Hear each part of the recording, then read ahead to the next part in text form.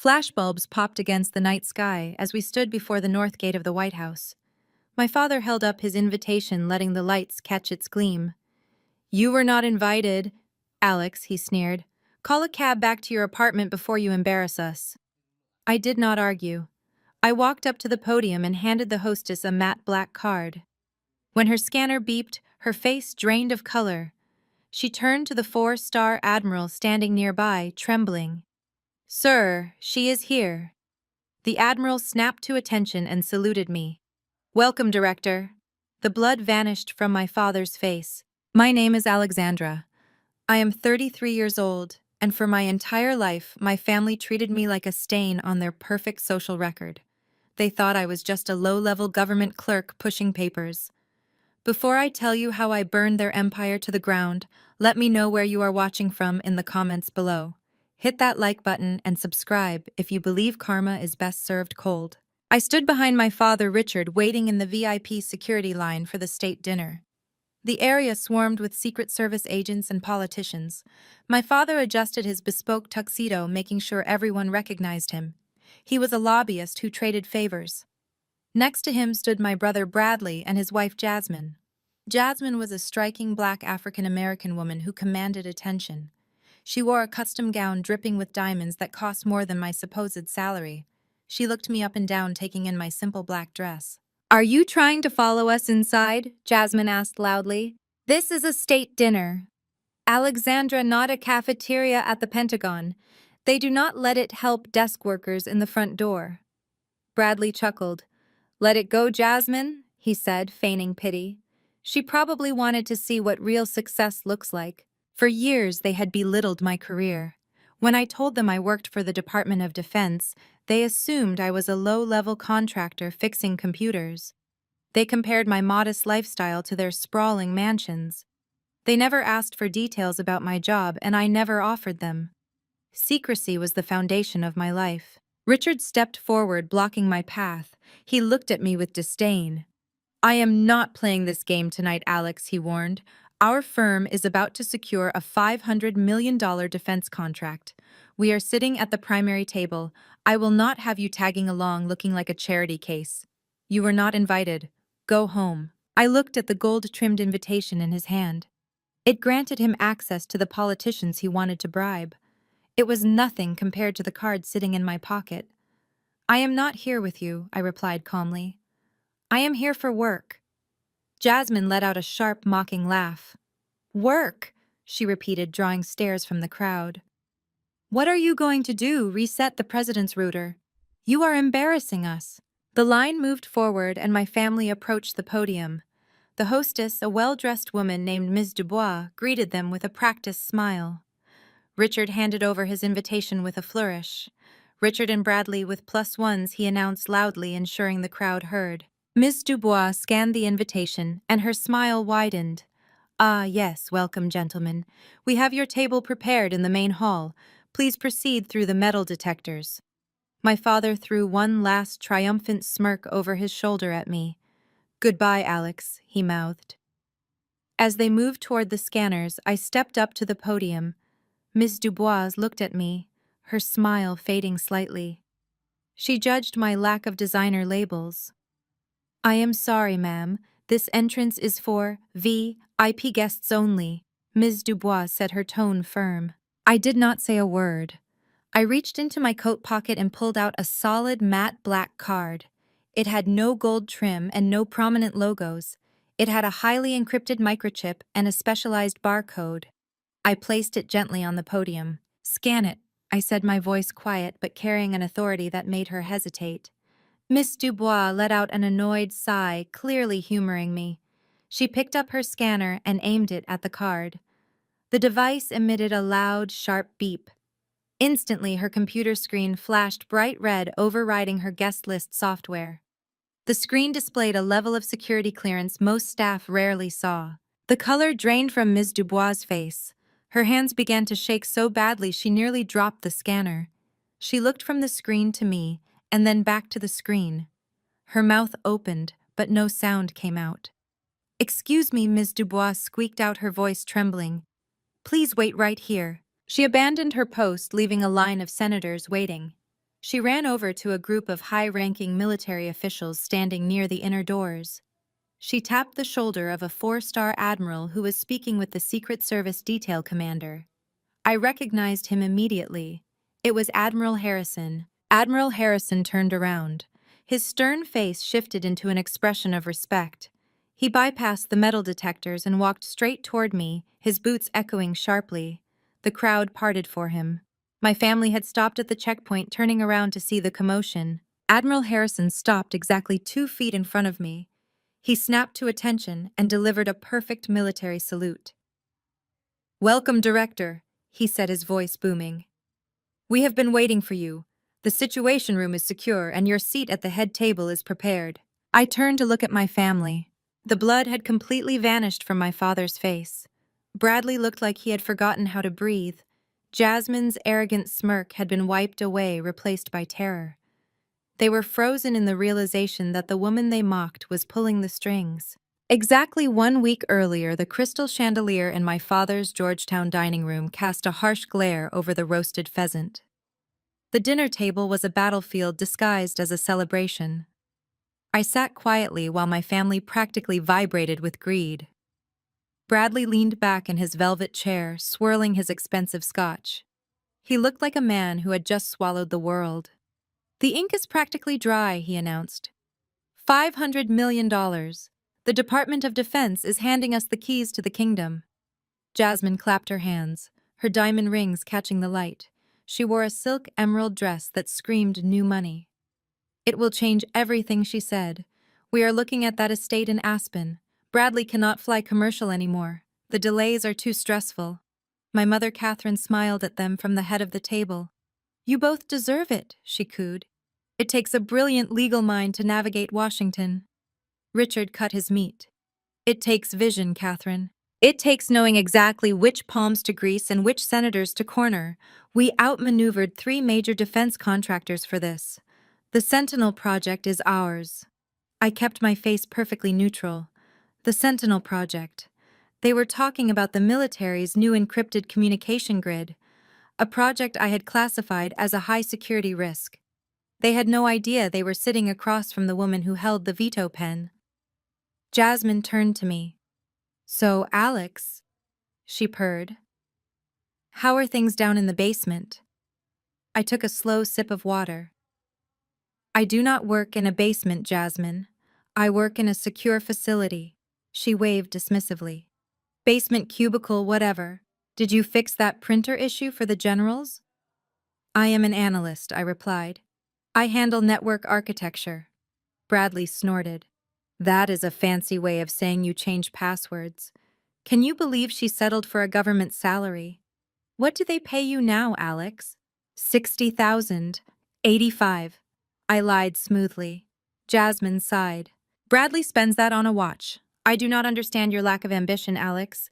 Look at Bradley closing a $500 million deal while you wear off the rack suits." Catherine chimed in with fake pity. "Leave your sister alone, Jasmine. Not everyone is cut out for real success. Alex likes her quiet, safe life." Richard pointed his fork at me. "You want the safety net but refuse to take risks. You could have joined my firm as an assistant and learned from Bradley. But you wanted to be a civil servant." I looked directly at my father. "I prefer to serve my country rather than sell it to the highest bidder." The table went dead silent. Bradley narrowed his eyes, his charm vanishing. "Watch your mouth, Alex. We facilitate defense. We secure the nation's future." Jasmine scoffed. "She is just jealous, Bradley. It must be hard watching us succeed while she counts pennies to pay rent." I smiled thinly. "I am just making an observation." Catherine slammed her glass down. "Alex apologized to your brother. You should be taking notes instead of making snide remarks."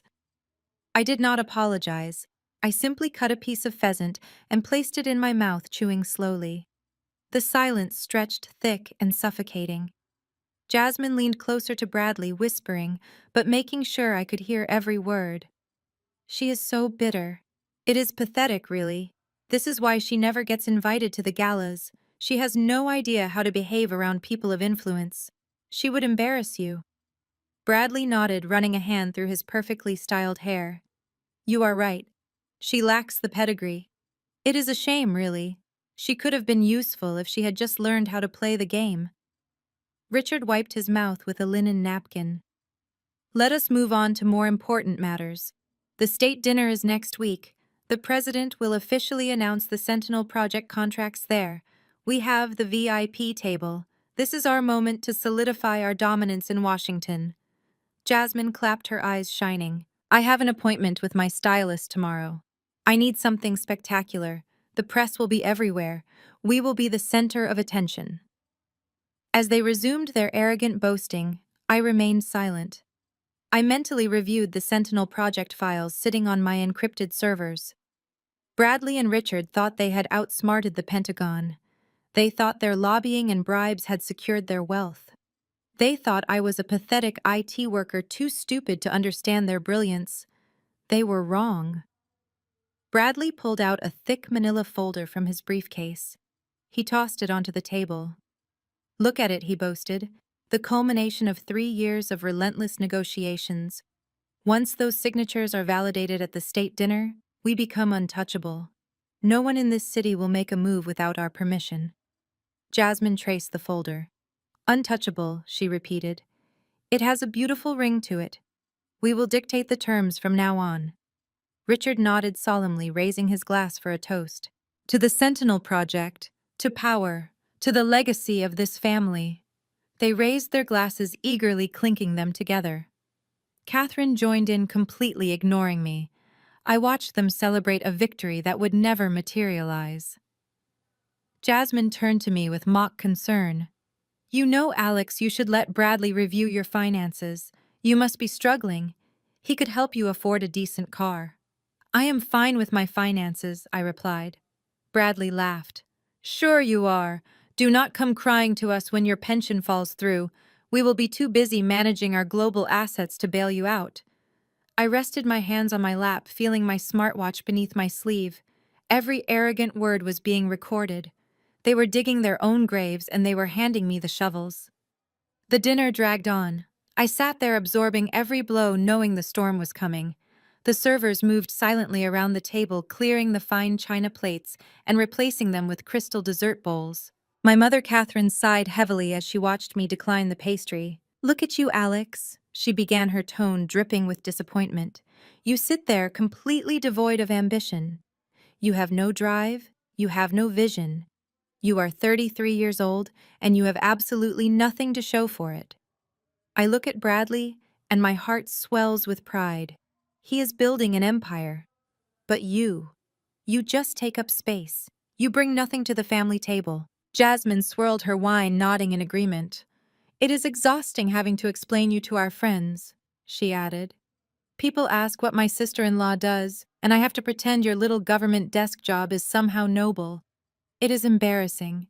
We are moving in circles with senators and tech billionaires while you probably pack your own lunch in Tupperware. I kept my hands resting gently on my lap, ensuring the microphone hidden in my smartwatch had a clear audio line. I pack my lunch because it is efficient, Jasmine, I said calmly. Richard slammed his hand flat against the mahogany table. The sudden noise rattled the crystal glasses. Enough of this pointless bickering, he commanded. Catherine is right. You contribute nothing to the family legacy, Alex. But tonight that changes. Tonight you finally have an opportunity to make yourself useful. My father reached into his tailored suit jacket and pulled out a thick document bound in a blue legal folder. He tossed it across the table. It slid over the polished wood and stopped right in front of my water glass. I looked down at the bold printed letters on the first page. It was a property transfer agreement. More specifically, it was a total relinquishment of the deed to my late grandfather's estate in upstate New York. The property was a sprawling historic home sitting on 50 acres of prime real estate. It was the only asset my grandfather kept out of my father's greedy hands. He left it entirely to me because he knew Richard would destroy it. Sign it, Richard ordered. I have a notary waiting in the other room. We will get this finalized tonight. I did not touch the pen he slid toward me. I looked at the document and then back at my father. Why do you need my property? I asked, keeping my voice perfectly flat.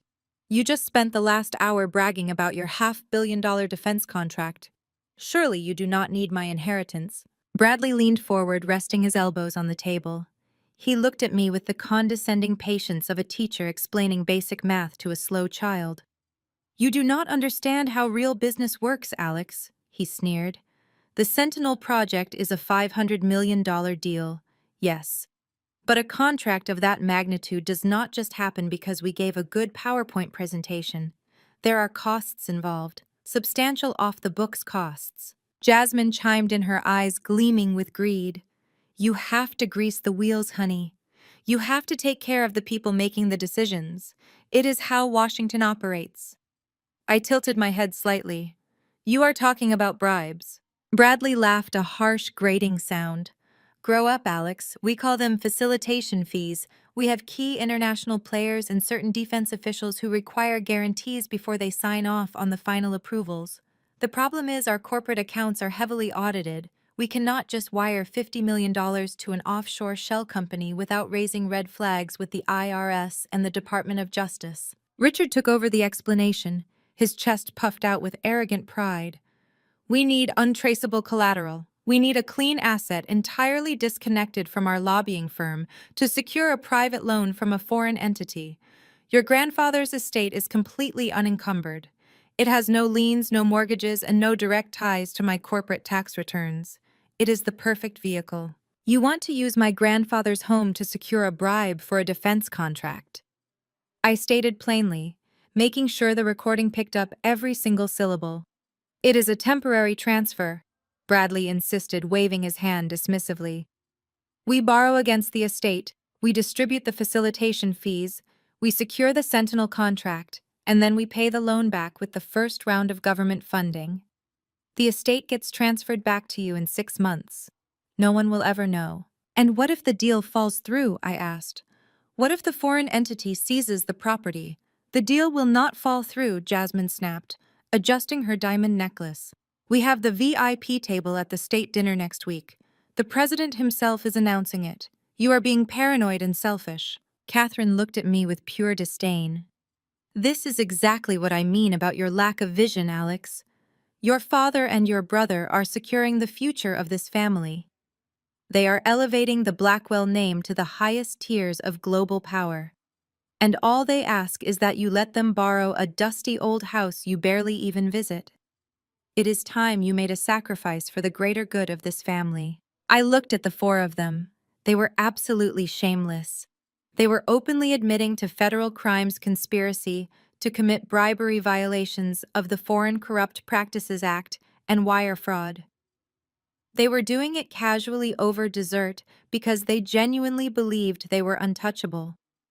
They believed I was too insignificant and too uneducated to understand the massive legal jeopardy they were putting themselves in. You want me to sign over my only inheritance so you can commit international fraud, I said, making sure the words were crystal clear for the audio file. Richard slammed his fist on the table again, his face turning an angry shade of red.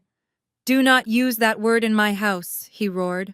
We are providing a service. We are playing the game the way the game is played. You owe me, Alex. I clothed you. I fed you. I paid for your worthless state college degree. You have lived in the shadow of my success your entire life. It is time you paid your debts. Bradley stood up from his chair, looming over the table. He pointed a threatening finger at my face. You are going to sign that document tonight, Alex. You are going to sign it, or I swear to God I will make your life a living hell. I know people. I can have you fired from your pathetic little desk job by tomorrow morning. I can bury you in frivolous litigation until you are bankrupt and homeless. Jasmine smiled a wicked, satisfied smirk. Just sign the paper, Alex. Do not make this harder than it has to be. You do not belong in our world. The least you can do is help us fund it. Be a good little sister and hand over the keys. The pressure in the room was suffocating. They had cornered me, orchestrated this entire dinner just to ambush me. They thought they had trapped a mouse. They had no idea they had just walked into a cage with a lion. I looked down at the blue legal folder. I picked up the heavy gold-plated pen my father had provided. I held it between my fingers, feeling the cold metal. The microphone on my wrist continued to record every breath, every threat, every piece of damning evidence. The silence in the dining room stretched tight like a piano wire ready to snap. They waited with bated breath, eager to snatch my legacy to fund their treason. I rolled the heavy gold-plated pen between my fingers. It was a Mont Blanc, an ostentatious symbol of my father's wealth.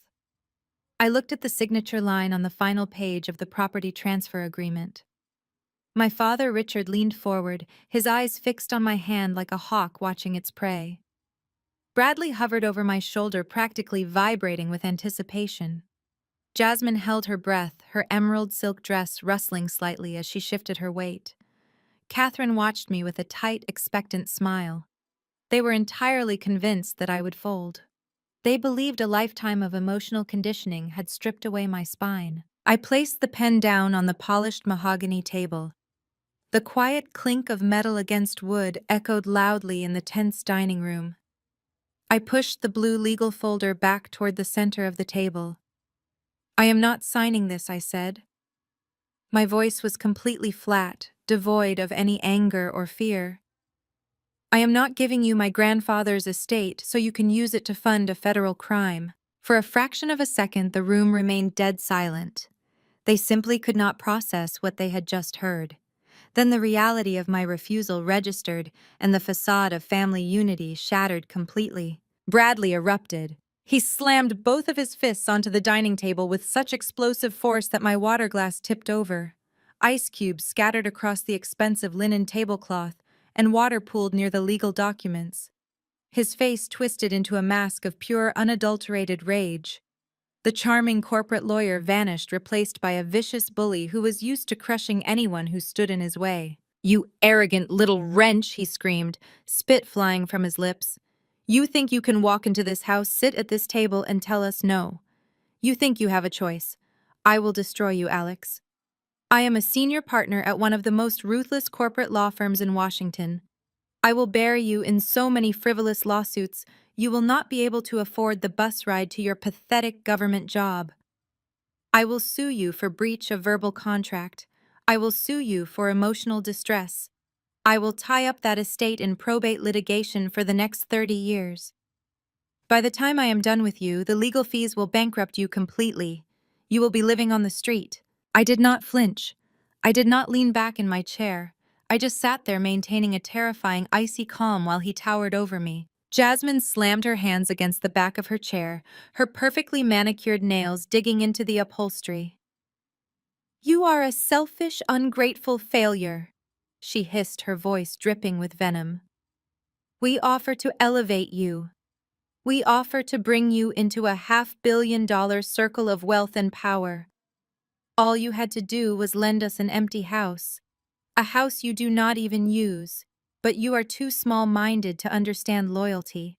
You have always been the weak link in this family. You take and you take, but the moment your family needs a simple favor, you turn your back on us.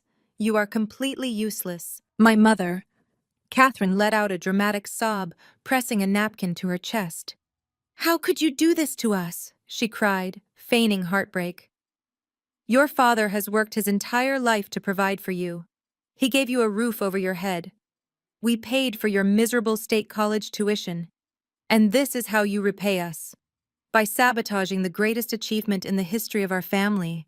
You are trying to ruin your brother's future because you are jealous of his success. You have always been a bitter, jealous girl." Richard did not yell. He stood up slowly, adjusting his suit jacket, his eyes cold and calculating. The mask of the benevolent patriarch had completely dissolved. He looked at me as if I were a piece of garbage that had tracked mud onto his expensive rugs. "You are making the biggest mistake of your life, Alexandra," he said, his voice a low, dangerous rumble. "You are playing a game you do not understand with people who will not hesitate to crush you. If you walk out of this room without signing that deed, you will face consequences you cannot even begin to imagine. We are talking about $500 million. People disappear for a lot less in this city." The threat of physical violence hung heavily in the air. My own father was subtly implying that my safety was at risk if I obstructed his illegal bribery scheme. It was the ultimate betrayal, but it was also the exact piece of evidence I needed. Unbeknownst to my screaming family, I discreetly slid my left index finger over the face of my smartwatch. The device looked like a standard fitness tracker, but it was issued directly by the Department of Defense. I tapped the hidden side button twice. The screen remained completely dark, but a microscopic haptic vibration pulsed against my wrist, confirming the command. I had just activated a military-grade audio recording application. The software bypassed standard commercial encryption, locking the audio file into a secure compartment on the device. Simultaneously, it opened a silent background connection to a highly classified server located deep within my cybersecurity headquarters. Every single threat, every extortion attempt, every casual admission of bribery pouring out of my father and brother's mouths was currently being digitized, encrypted, and uploaded via a secure satellite link. They were handing me federal convictions on a silver platter. Bradley paced back and forth behind his chair, running his hands through his hair in a frantic motion. He was losing control, and he knew it. "I need that collateral by tomorrow morning, Alex," he demanded, pointing a shaking finger at me. "I have international partners waiting for their facilitation fees. If I do not wire that money, the Sentinel contract goes to our competitors. Do you understand what you are doing? You are costing us $500 million. I will not let you ruin my life. I will take everything from you. I will hire private investigators to dig into your pathetic life. I will ruin your credit. I will make sure you never work in Washington again." Jasmine crossed her arms, glaring at me with absolute disgust. "You really think your little civil service union can protect you from us?" she mocked. "My husband plays golf with federal judges. We have senators on speed dial. You are a nobody, Alex, a nobody who is about to learn a very hard lesson about power." I looked at Jasmine and allowed a tiny ghost of a smile to touch the corners of my lips. She was lecturing the Director of National Cybersecurity about power. She was bragging about knowing federal judges to the woman who routinely briefed the President of the United States on global threat assessments. "Are you quite finished?" I asked, my voice cutting through their screaming like a steel blade. Richard stepped forward, planting his hands firmly on the table and leaning his face inches from mine. I could smell the expensive scotch on his breath. "We are not finished until you sign the document," he growled. "You are not leaving this house until that deed belongs to my firm. Do not test my resolve, Alex. You have no money. You have no influence. You have absolutely no leverage." I held his gaze, refusing to look away. I had all the leverage in the world. They were just too blind to see it. I took a deep breath, letting the icy calm settle over my entire body. The trap was set. The bait was in place. Now I just needed them to push me out the door. "Let me be completely clear," I said, pronouncing each word with deliberate precision. "I will never sign over my grandfather's estate. I will never fund your illegal lobbying efforts. And I am absolutely not afraid of your lawyers, Bradley." The room erupted again, a cacophony of vicious insults and furious threats raining down on me. I sat in the center of the storm, listening to the audio file securely uploading to my servers, knowing their empire was already dead. Richard realized that leaning over the table and shouting was not breaking my composure. He slowly stood up to his full height, smoothing the lapels of his custom suit. The red flush of anger on his cheeks faded into a mask of absolute freezing contempt. He looked at me, not as a father looks at a daughter, but as a predator looks at a trap he has just decided to walk around. "If that is your final answer, Alexandra, then we are at a crossroads," he said, his voice dropping to a terrifyingly calm register. "You have always tested my patience. You have always been the heavy stone dragging behind my ambitions. I tolerated your mediocre life because I believed that when the time came, you would finally recognize your duty to your bloodline. I see now that I was wrong. You are not just a disappointment. You are a liability." Catherine nodded eagerly from the head of the table, folding her hands together. "Listen to your father, Alex. He has given you everything. I am giving you one last chance." Richard continued, cutting his wife off with a sharp wave of his hand. "You have until midnight tonight to pick up that pen and sign the property transfer. If that deed is not in my hands by 12 o'clock, you are dead to me. Do you understand? You will no longer be my daughter. You will be stripped from my will. You will be banned from this property. If you ever try to contact us, I will have security throw you onto the street. You will be entirely erased from the Blackwell family history. Bradley crossed his arms, leaning back with a smug, satisfied grin. Good riddance, he muttered. We do not need a civil servant dragging down our public image anyway. To emphasize his point, my father turned his back on me and walked toward the ornate vintage safe built into the far wall of the dining room. He spun the brass dial, inputted a code, and pulled open the heavy steel door. He reached inside and withdrew a sleek leather portfolio. He brought it back to the dining table and unzipped it with slow, deliberate movements. He wanted to make a spectacle of this. He wanted to visually crush whatever remaining defiance he thought I harbored. He reached into the portfolio and pulled out 4 thick, cream-colored envelopes. They were heavily embossed with the presidential seal, the gold foil gleaming under the chandelier. He laid them out on the mahogany table, side by side, aligning them perfectly, like laying out 4 winning playing cards in a high-stakes game. Do you know what these are, Alex? He asked, his tone dripping with supreme arrogance. I kept my expression entirely blank, even though I knew exactly what they were. I had approved the security clearances for those specific invitations just 3 days ago. These, Richard boasted, tapping the first envelope with his index finger, are VIP invitations to the White House state dinner scheduled for next week. They are not standard guest passes. These are platinum tier access credentials. We are seated at the primary table. We will be dining mere feet away from the President of the United States, the Secretary of Defense, and the Joint Chiefs of Staff. Jasmine leaned forward, her eyes locked hungrily on the envelopes. The entire Washington press corps will be there, she breathed excitedly. Everyone who matters in this country will be watching us. And do you know why we have these specific seats? Richard asked rhetorically, looking down his nose at me. Because next week at this exact dinner, the administration is officially announcing the Sentinel Project. They are bringing us up to the podium to shake hands with the top military brass. We are going to be globally recognized as the primary architects of American defense communication. $500 million of federal money will flow directly into our accounts the moment the dessert plates are cleared. He picked up the 4th envelope and held it up to the light. I watched his fingers grip the thick paper. There are 4 tickets here, he said, his voice laced with cruel intention. 1 for me, 1 for your mother, 1 for your brother, and 1 for Jasmine. But originally I requested 5. He paused, letting the implication hang heavily in the silent room. I fought for a 5th ticket. Richard lied smoothly. I cashed in major political favors to get an extra seat at that table. I intended to bring you Alex. I intended to let you sit with us, to let you bask in the glory of our success. I was willing to buy you a gown, hire you a stylist, and let you pretend you belonged among the political elite for just 1 night. I wanted you to witness the exact moment your family conquered Washington. Bradley snickered, taking a sip of his scotch. It would have been the highlight of your pathetic life, he added. You could have told all your little cubicle mates that you actually met a senator.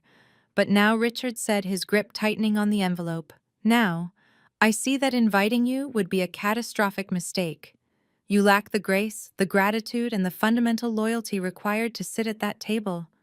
You would only embarrass us. He tossed the envelope back onto the table. It slid and hit my water glass, coming to a stop just inches from my hand. So here is the ultimatum, my father declared, his voice echoing off the high ceilings. You sign that deed right now, and I will request that 5th ticket from the Chief of Staff tomorrow morning. You sign over the estate, and I will allow you to share in the greatest triumph of our lives. You will get to walk through the North Gate. You will get to eat at the president's table.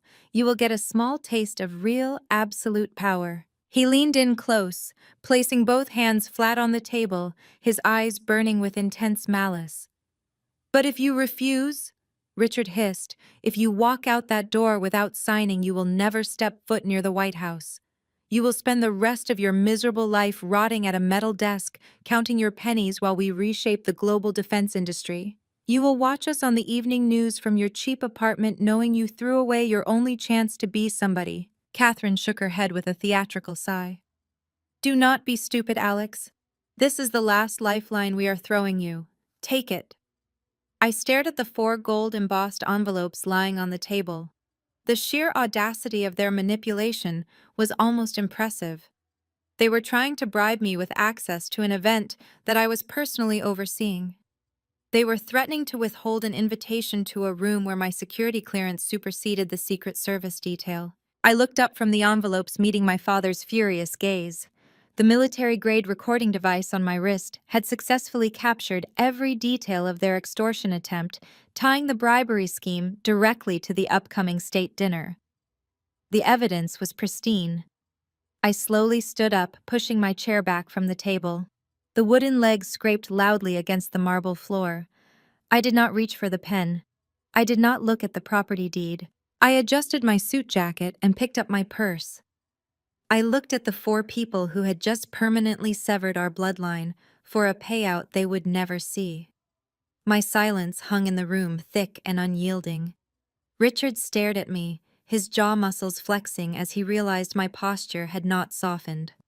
I had not broken into tears. I had not reached for the pen. I had not offered a desperate plea for his conditional love. I simply stood there completely detached. "Fine," Richard spat, his voice dripping with venom. "If you choose to be a nobody, then you will be treated like a nobody." He picked up the 4th gold-embossed envelope from the mahogany table. He held it up to the chandelier light, letting the presidential seal catch the glare. He did not put it back into his leather portfolio. Instead, he turned his gaze deliberately toward Jasmine. "Jasmine," he said, his tone shifting from fury to a sickeningly sweet benevolence. "Call your mother tonight. Tell Beatrice she needs to secure a gown by Monday. She will be joining us at the state dinner. She will take the 4th seat at our table." Jasmine gasped, her eyes widening with genuine delight. She reached across the table and eagerly took the thick envelope from my father's hand. "Oh, Richard," she gushed, clutching the invitation to her chest. "My mother will be absolutely thrilled. She has been dying to attend a White House event. She actually understands the gravity of an evening like this. She knows how to converse with people of status." Richard nodded, keeping his eyes locked entirely on me, ensuring I felt the full weight of the exclusion. "Beatrice is a woman of refinement," he declared loudly. "She understands how the world works. She will be an asset to our table when the military officials come over to congratulate us." My mother, Catherine, swirled her wineglass. Her lips curled into a cruel smirk. She looked me up and down, her eyes scanning my simple navy suit and practical leather flats. She let out a short, mocking laugh. "It really is for the best," Catherine said, her voice slicing through the air.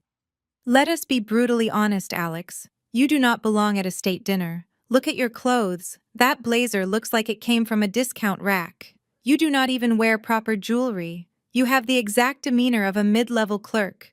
You carry yourself like someone who fetches coffee for the people who actually make decisions." I kept my face perfectly still, letting her words wash over me. The hidden application on my smartwatch continued to record, digitizing every insult and uploading it to my secure servers. Catherine continued, leaning forward to inspect me like an insect under a microscope. "If you sat at our table, you would only humiliate Bradley. The Pentagon officials we are hosting expect to be surrounded by class and sophistication. They expect to interact with power. If they saw you sitting there looking like a depressed civil servant, they would question our entire firm's credibility. You would make us look weak." Bradley snorted, crossing his arms over his chest. "Can you imagine her trying to make small talk with a 4-star general?" he mocked, shaking his head. "She would probably try to explain how she fixes network routers. It would be a complete disaster. We need investors and defense contractors to look at our table and see absolute dominance. We cannot have some pathetic government employee bringing down the aesthetic." Jasmine gently placed the VIP invitation into her designer purse, treating it like a holy relic. She looked at me with a mixture of pity and supreme arrogance. "You are socially unfit to stand with this family, Alex," she stated, her voice laced with absolute certainty. "You lack the pedigree. You lack the conversational skills. You lack the basic understanding of how to exist in elite circles. My mother will charm the chief of staff. You would just sit there staring at your shoes. You are completely unfit for our world." The sheer magnitude of their delusion was breathtaking. They were calling me socially unfit to interact with Pentagon officials. They were claiming I would embarrass them in front of generals. They had absolutely no idea that the generals they were so desperate to impress reported directly to me. They had no idea that my clearance level dictated which of those defense contractors even received a security badge. They thought my practical suit was a sign of poverty. They did not realize it was the standard dress code for a woman who spent her days in classified briefing rooms, making decisions that shaped global cyber warfare. "You are making a permanent decision," I said, my voice steady and clear, ensuring the recording captured my final warning. "You are taking my invitation, and you are permanently removing me from this family." Richard laughed, a harsh, barking sound that echoed in the large dining room. "I am not removing you, Alex. You removed yourself the moment you refused to sign that deed. You chose to be useless, so you are being discarded. You are no longer my daughter. You are nothing to me." He pointed a rigid finger toward the dining room archway. "Get out of my house," he commanded. "Get out of my house and never come back. Go back to your pathetic little life and your meaningless government job. We are done with you." Catherine took a sip of her wine, not even bothering to look at me, as she delivered her final blow. "Do not call us when your pension gets cut, Alex. You had your chance to be part of an empire. Now you are just a stranger." I did not argue. I did not raise my voice. I simply nodded, absorbing the finality of their betrayal. I turned on my heel and walked out of the dining room. My footsteps echoed softly against the imported marble floors of the hallway. I did not rush. I walked with the measured, purposeful stride of a woman who knew exactly what was about to happen. As I reached the front foyer, I retrieved my wool coat from the closet. Behind me, I could hear the faint sounds of celebration resuming in the dining room. I heard the clink of crystal glasses. I heard Bradley laughing about the $500 million contract. I heard Jasmine excitedly calling her mother to deliver the news about the stolen White House ticket. They were celebrating their victory. They were toasting to their own brilliance and my supposed defeat. They thought they had broken me. They thought stripping me of a piece of paper and banishing me from their home was the ultimate punishment. I slipped my arms into my coat and buttoned it calmly. I looked around the lavish foyer, taking in the expensive artwork and the towering columns. I knew this would be the very last time I ever stood inside this house. By this time next week, this entire estate would likely be seized by federal agents. I opened the heavy mahogany front door and stepped out into the crisp evening air. The cold wind hit my face, but I felt a sudden, overwhelming sense of clarity. The toxic weight of my family had finally been lifted. I pulled the front door shut behind me. The heavy click of the lock sounded like the closing of a prison cell, but I was the one standing on the outside. As the heavy click of the lock echoed behind me, I allowed myself a faint, chilling smile. My family thought I had simply walked away in defeat. They believed their vicious words and threats had finally broken my spirit. They were actively celebrating in the dining room, clinking their crystal glasses and toasting to their upcoming wealth. They had absolutely no idea what I had actually done during those final seconds inside the house. When Richard delivered his ultimate banishment, I did not shed a single tear. I had nodded in silent acceptance and calmly stood up from the mahogany dining table. I walked out of the room with my head held high, projecting the exact image of a defeated woman retreating into the night. But my exit was not a surrender. It was a highly calculated tactical maneuver. To reach the front foyer and retrieve my coat, I had to pass directly through the main living room. The grand space was dimly lit, casting long shadows across the expensive furniture. Sitting right there on the custom credenza was Bradley's work laptop. It was wide open. The screen was still glowing faintly in the dark room.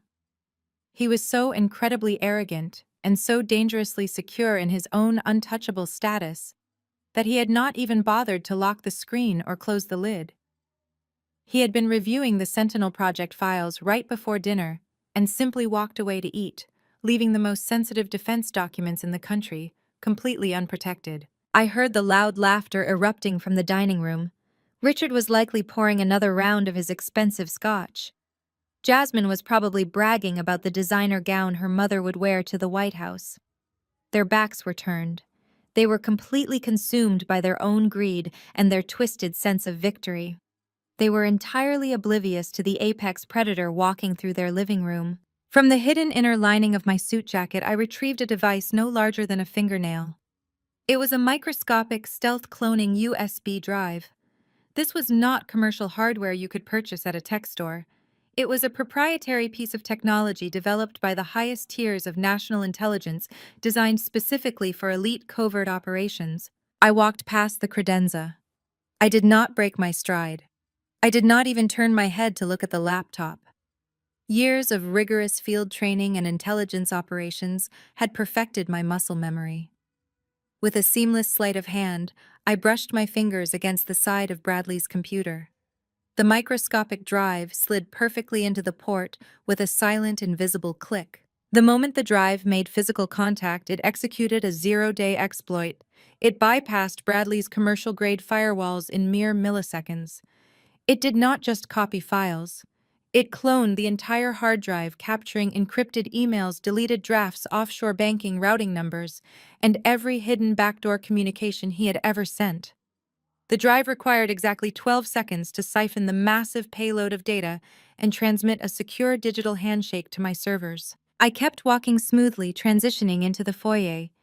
By the time I reached the coat closet and slipped my arms into my wool coat, the data transfer was completely finished. The device was designed to remain completely undetected, leaving absolutely no digital footprint behind. Bradley could hire the best civilian cybersecurity firm in the country, and they would never find the breach.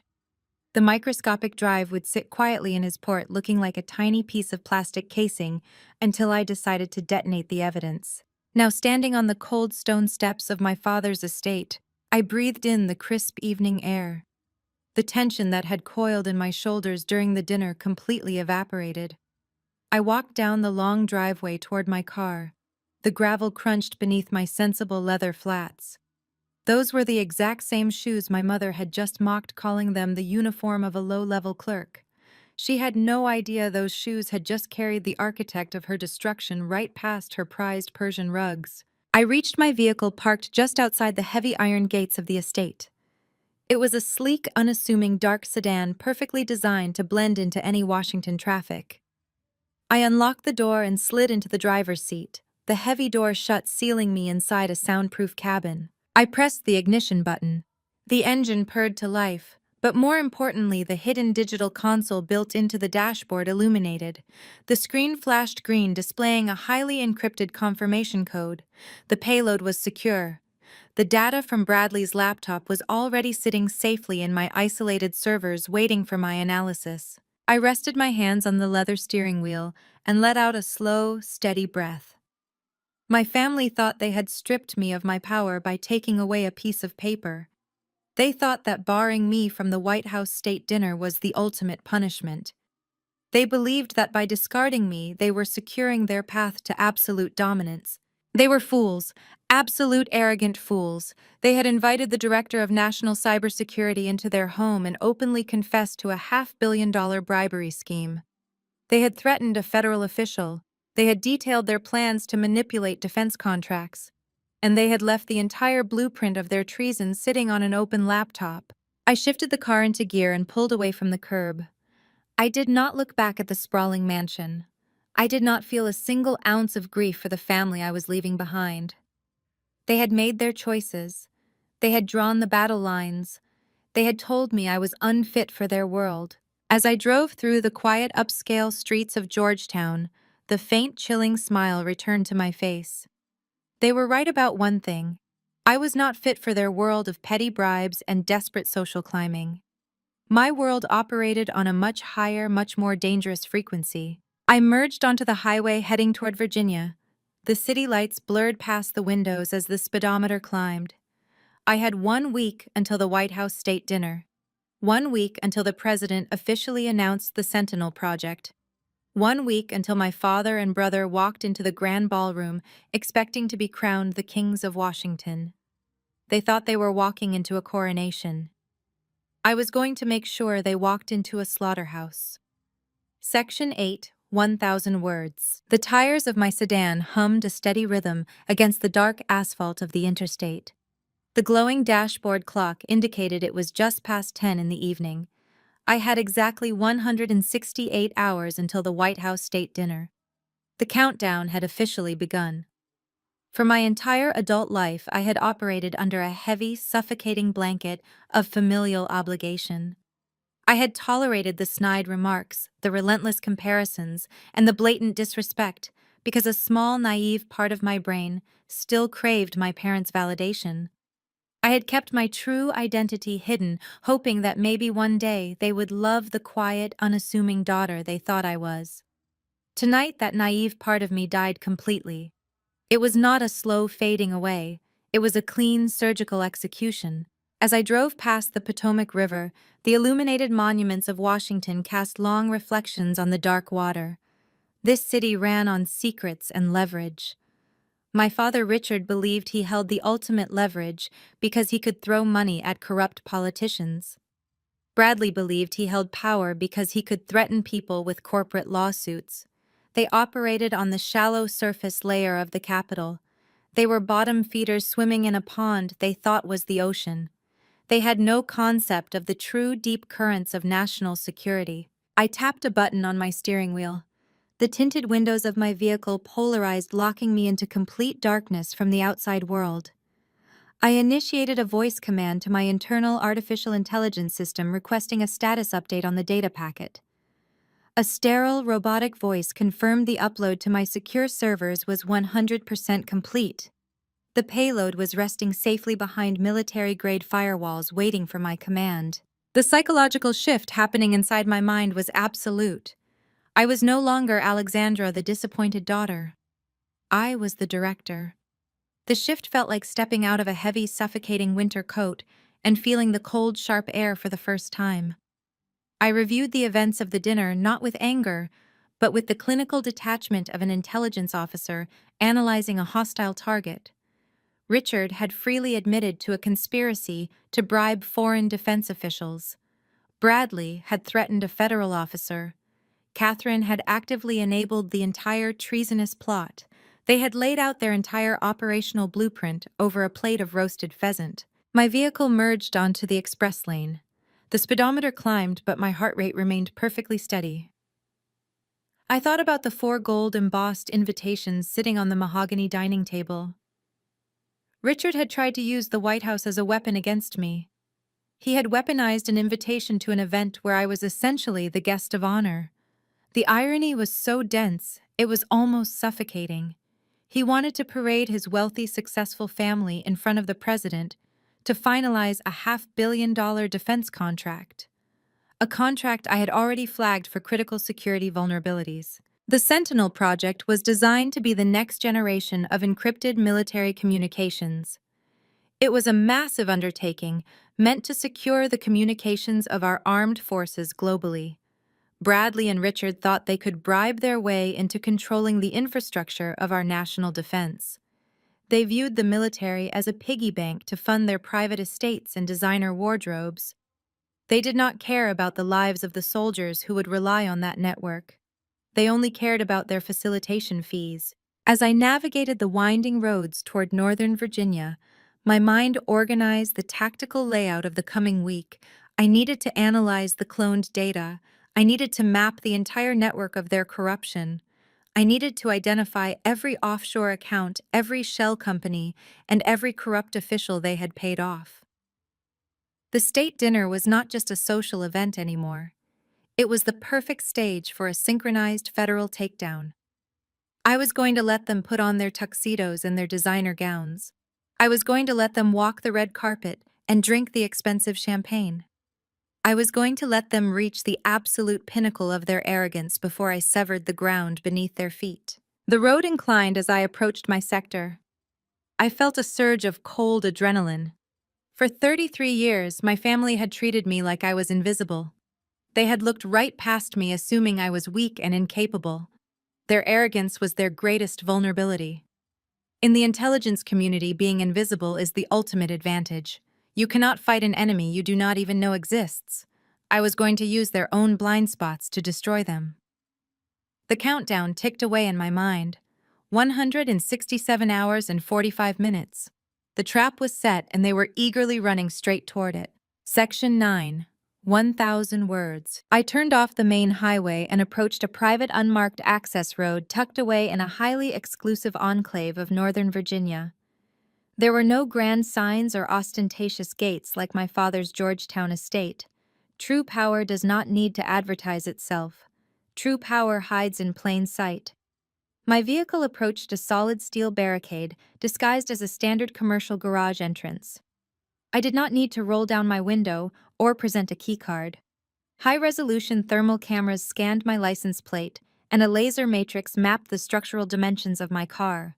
The steel doors slid open, silently swallowing my vehicle into the brightly lit underground bunker. I parked in my designated spot. The garage was entirely empty, save for a detail of 2 armed security contractors standing near the private elevator bank. They were highly trained former special operations personnel paid extremely well to ensure no unverified individual ever reached my floor. They did not speak. They simply gave me a crisp, professional nod as I walked past them. I stepped into the stainless steel elevator car. There were no buttons. I stared directly into the retinal scanner mounted on the wall. A thin red laser swept across my eye, analyzing the unique biometric markers of my iris. A mechanical voice chimed, confirming my identity. The elevator engaged, rocketing upward toward the penthouse level. The doors slid open, revealing my personal sanctuary. This was not the tiny, pathetic apartment my family constantly mocked. It was a multi-million-dollar, ultra-secure fortress spanning the entire top floor of the high-rise. Floor-to-ceiling blast-proof windows offered a panoramic view of the Washington skyline. The floors were polished black concrete, and the walls were lined with sound-dampening acoustic panels. It was austere, intimidating, and completely impenetrable. I bypassed the main living area and walked straight down the hallway toward the reinforced titanium door at the end. This was my command center. I placed my right hand flat against the biometric surface scanner and spoke my clearance code aloud. The heavy locking mechanisms disengaged with a deep, satisfying clunk. I pushed the door open and stepped into the nerve center of the national cybersecurity grid. The room was kept at a crisp 65 degrees to ensure the optimal performance of the server racks humming quietly along the back wall. The air tasted of ozone and sterile electricity. A massive curved display monitor spanned the entire length of the primary wall. As I entered, motion sensors detected my presence, and the screens flared to life. The glowing blue light illuminated the dark room. The central screen displayed a rotating 3-dimensional globe tracking live cyber threat assessments across multiple continents. I walked over to the primary terminal and took a seat in the ergonomic leather chair. I typed in my complex alphanumeric password and inserted a specialized cryptographic key into the drive.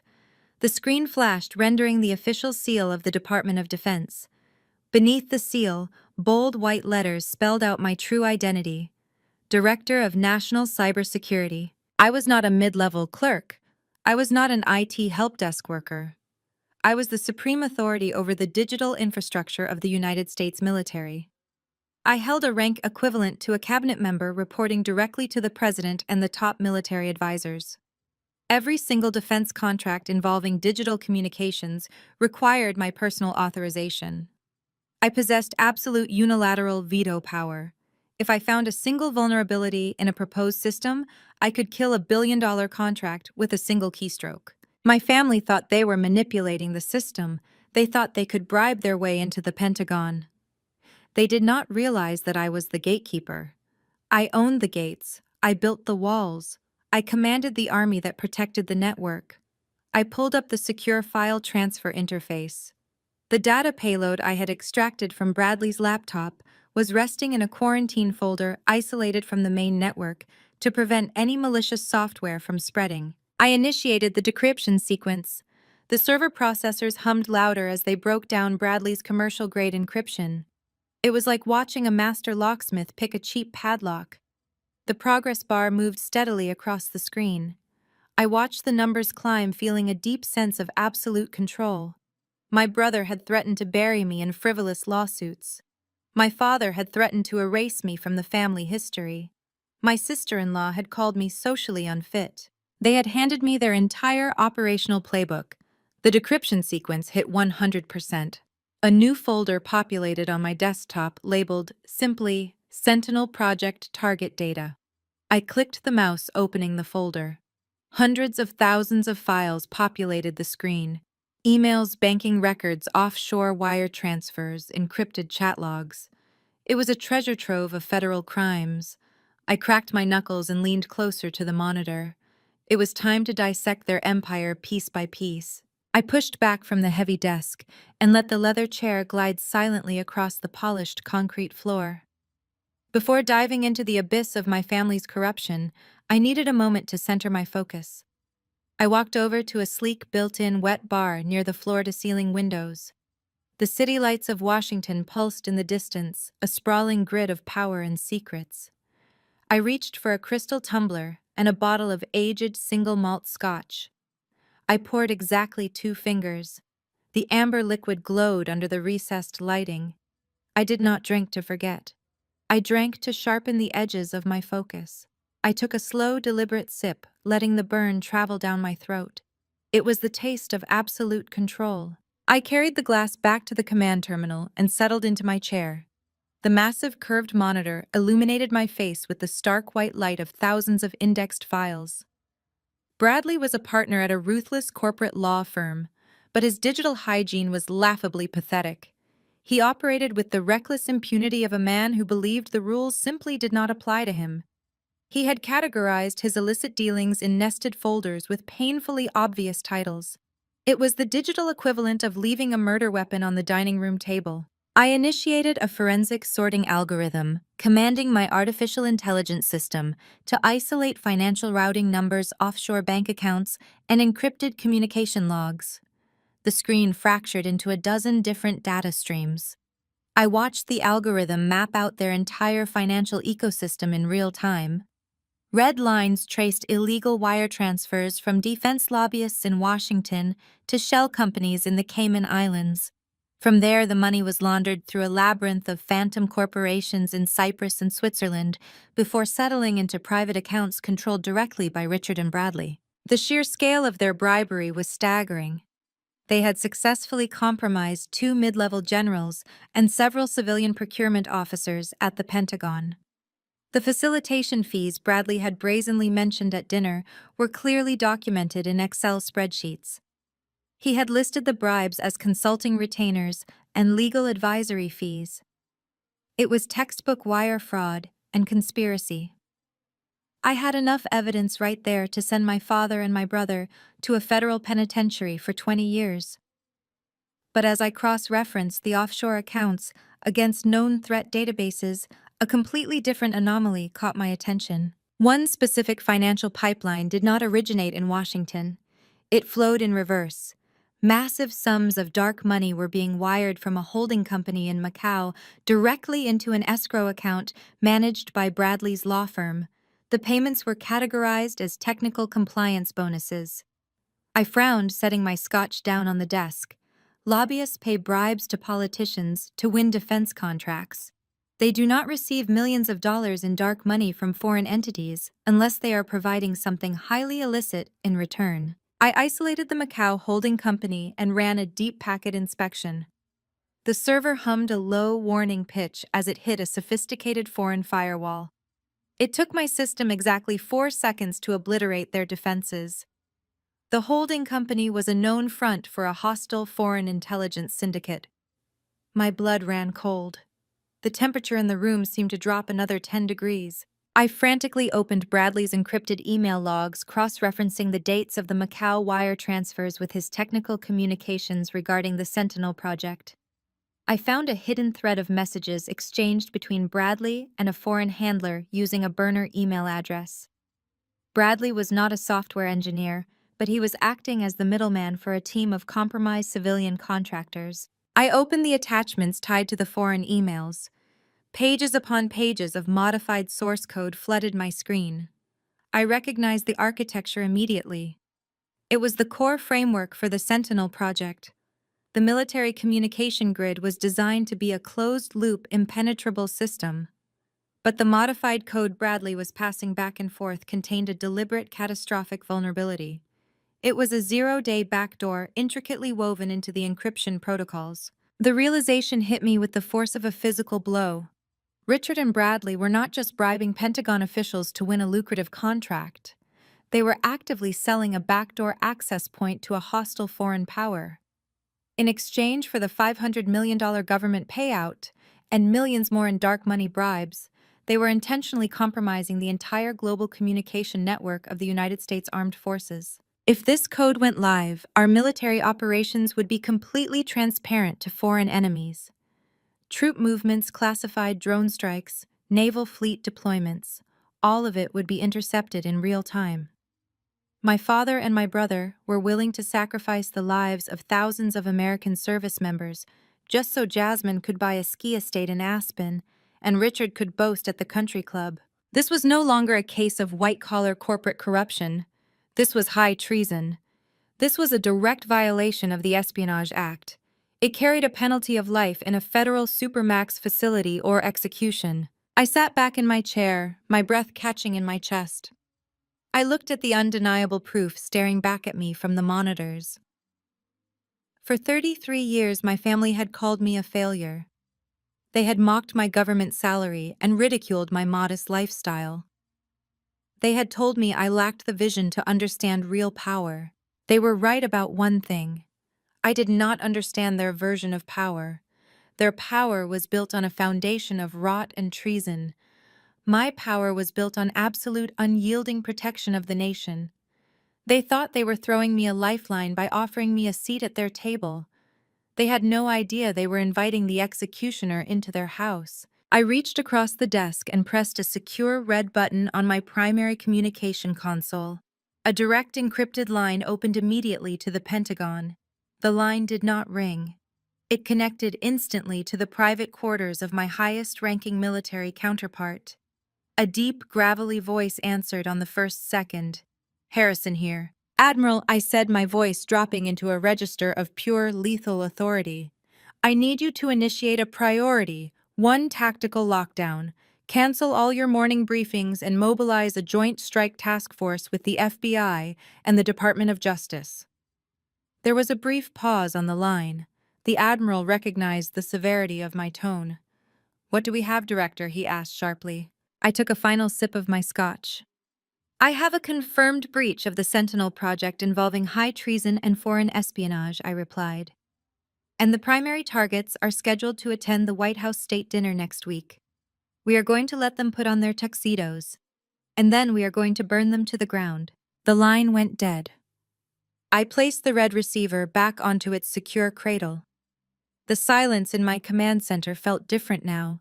It was no longer the silence of isolation. It was the silence of a loaded weapon. Admiral Harrison was a man of ruthless efficiency. He did not ask for my underlying reasoning, and he did not question my authority. He simply mobilized.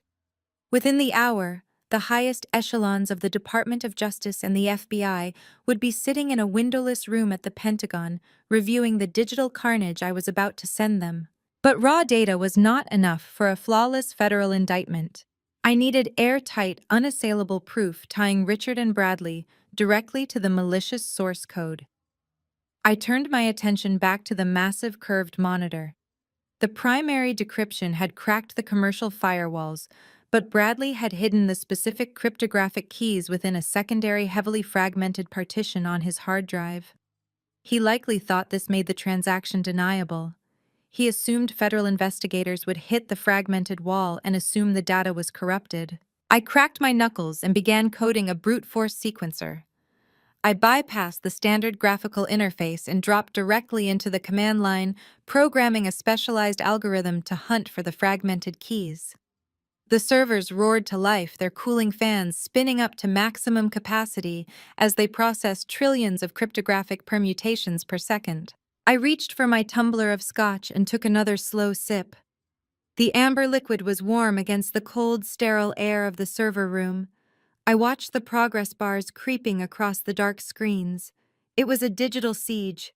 I was methodically tearing down the walls of their treasonous empire brick by invisible brick. While the sequencer chewed through the fragmented partition, I opened a secondary window to monitor their live communications. My stealth USB was not just a static cloning device. It had embedded a persistent beacon in Bradley's machine, establishing a real-time relay to my servers. I had full access to his active network traffic. I could see every email he sent, every text message he received, and every calendar notification that popped up on his screen. It was simultaneously fascinating and repulsive to watch their sheer arrogance unfold in real time. A message popped up from Jasmine to Bradley. She had just finalized the purchase of a custom designer gown for her mother. The receipt attached to the email showed a staggering $15,000 charge. Jasmine had added a note to the email stating she could not wait to see the look on the generals' faces when they walked into the grand ballroom. She was actively preparing to dazzle the exact military commanders her husband was currently trying to sell to a foreign syndicate. Another email arrived in Bradley's inbox. This one was from Richard. My father had forwarded a draft of a press release their lobbying firm planned to publish the morning after the state dinner. The headline boldly claimed that our family was ushering in a new era of impenetrable national security. The sheer hypocrisy of the statement made my stomach turn. They were drafting self-congratulatory press releases while facilitating the largest cybersecurity breach in American history. I focused my eyes back on the primary terminal. The brute force sequencer chimed a sharp, high-pitched note of success. The fragmented partition shattered. The progress bars vanished, replaced by a cascading waterfall of raw, decrypted data. I had broken the final seal. I quickly isolated the newly exposed files. There they were, the cryptographic hash keys directly matching the malicious backdoor code sent by the holding company. Bradley had digitally signed the transfer logs using his own private encrypted key. He had literally left his digital fingerprints on the murder weapon. The chain of custody was absolutely perfect. It proved beyond a shadow of a doubt that Richard and Bradley had knowingly and willfully accepted foreign funds to compromise the Sentinel project. I compiled the unredacted, decrypted files into a single secure dossier. I attached a digital signature authenticating the evidence under my authority as the Director of National Cybersecurity. With one keystroke, I transmitted the entire dossier through the secure channel to Admiral Harrison and the waiting federal task force. The trap was now fully operational. The Department of Justice had everything they needed to draft sealed indictments for high treason, espionage, and wire fraud. The FBI had the operational blueprint to coordinate the arrests, and I had the absolute authority to execute the final blow in front of the entire Washington elite. The next 6 days blurred into a marathon of tactical preparation. I barely left the subterranean bunker. I slept in short bursts on a small cot in the corner of my office, sustained by strong black coffee and the cold, burning fuel of righteous justice. I held daily encrypted video conferences with the FBI Tactical Commander and Admiral Harrison. We mapped out the exact logistics of the state dinner. We designated the primary insertion points for the undercover agents. We established the precise communication signals that would initiate the takedown. Every detail had to be flawless. Richard and Bradley were highly connected individuals. If they sensed even a fraction of a misstep, they would leverage their political contacts to slip away or destroy evidence. We needed to catch them at the exact pinnacle of their arrogance. We needed to isolate them in a room where their money and their influence meant absolutely nothing. On the 5th day, I watched a calendar alert pop up on Bradley's cloned network feed. It was a reminder for a final fitting for his custom tuxedo. He had attached a note to Richard expressing his excitement for the dinner. He wrote that they were about to become untouchable. I stared at the glowing text on my monitor. I felt no pity. I felt no residual familial attachment. The people buying those expensive suits and drafting those arrogant emails were domestic terrorists. They had traded their loyalty to this country for a payout. They had casually discarded me because they thought I was a worthless roadblock to their wealth. I closed the live feed and locked my terminal. The digital work was finished.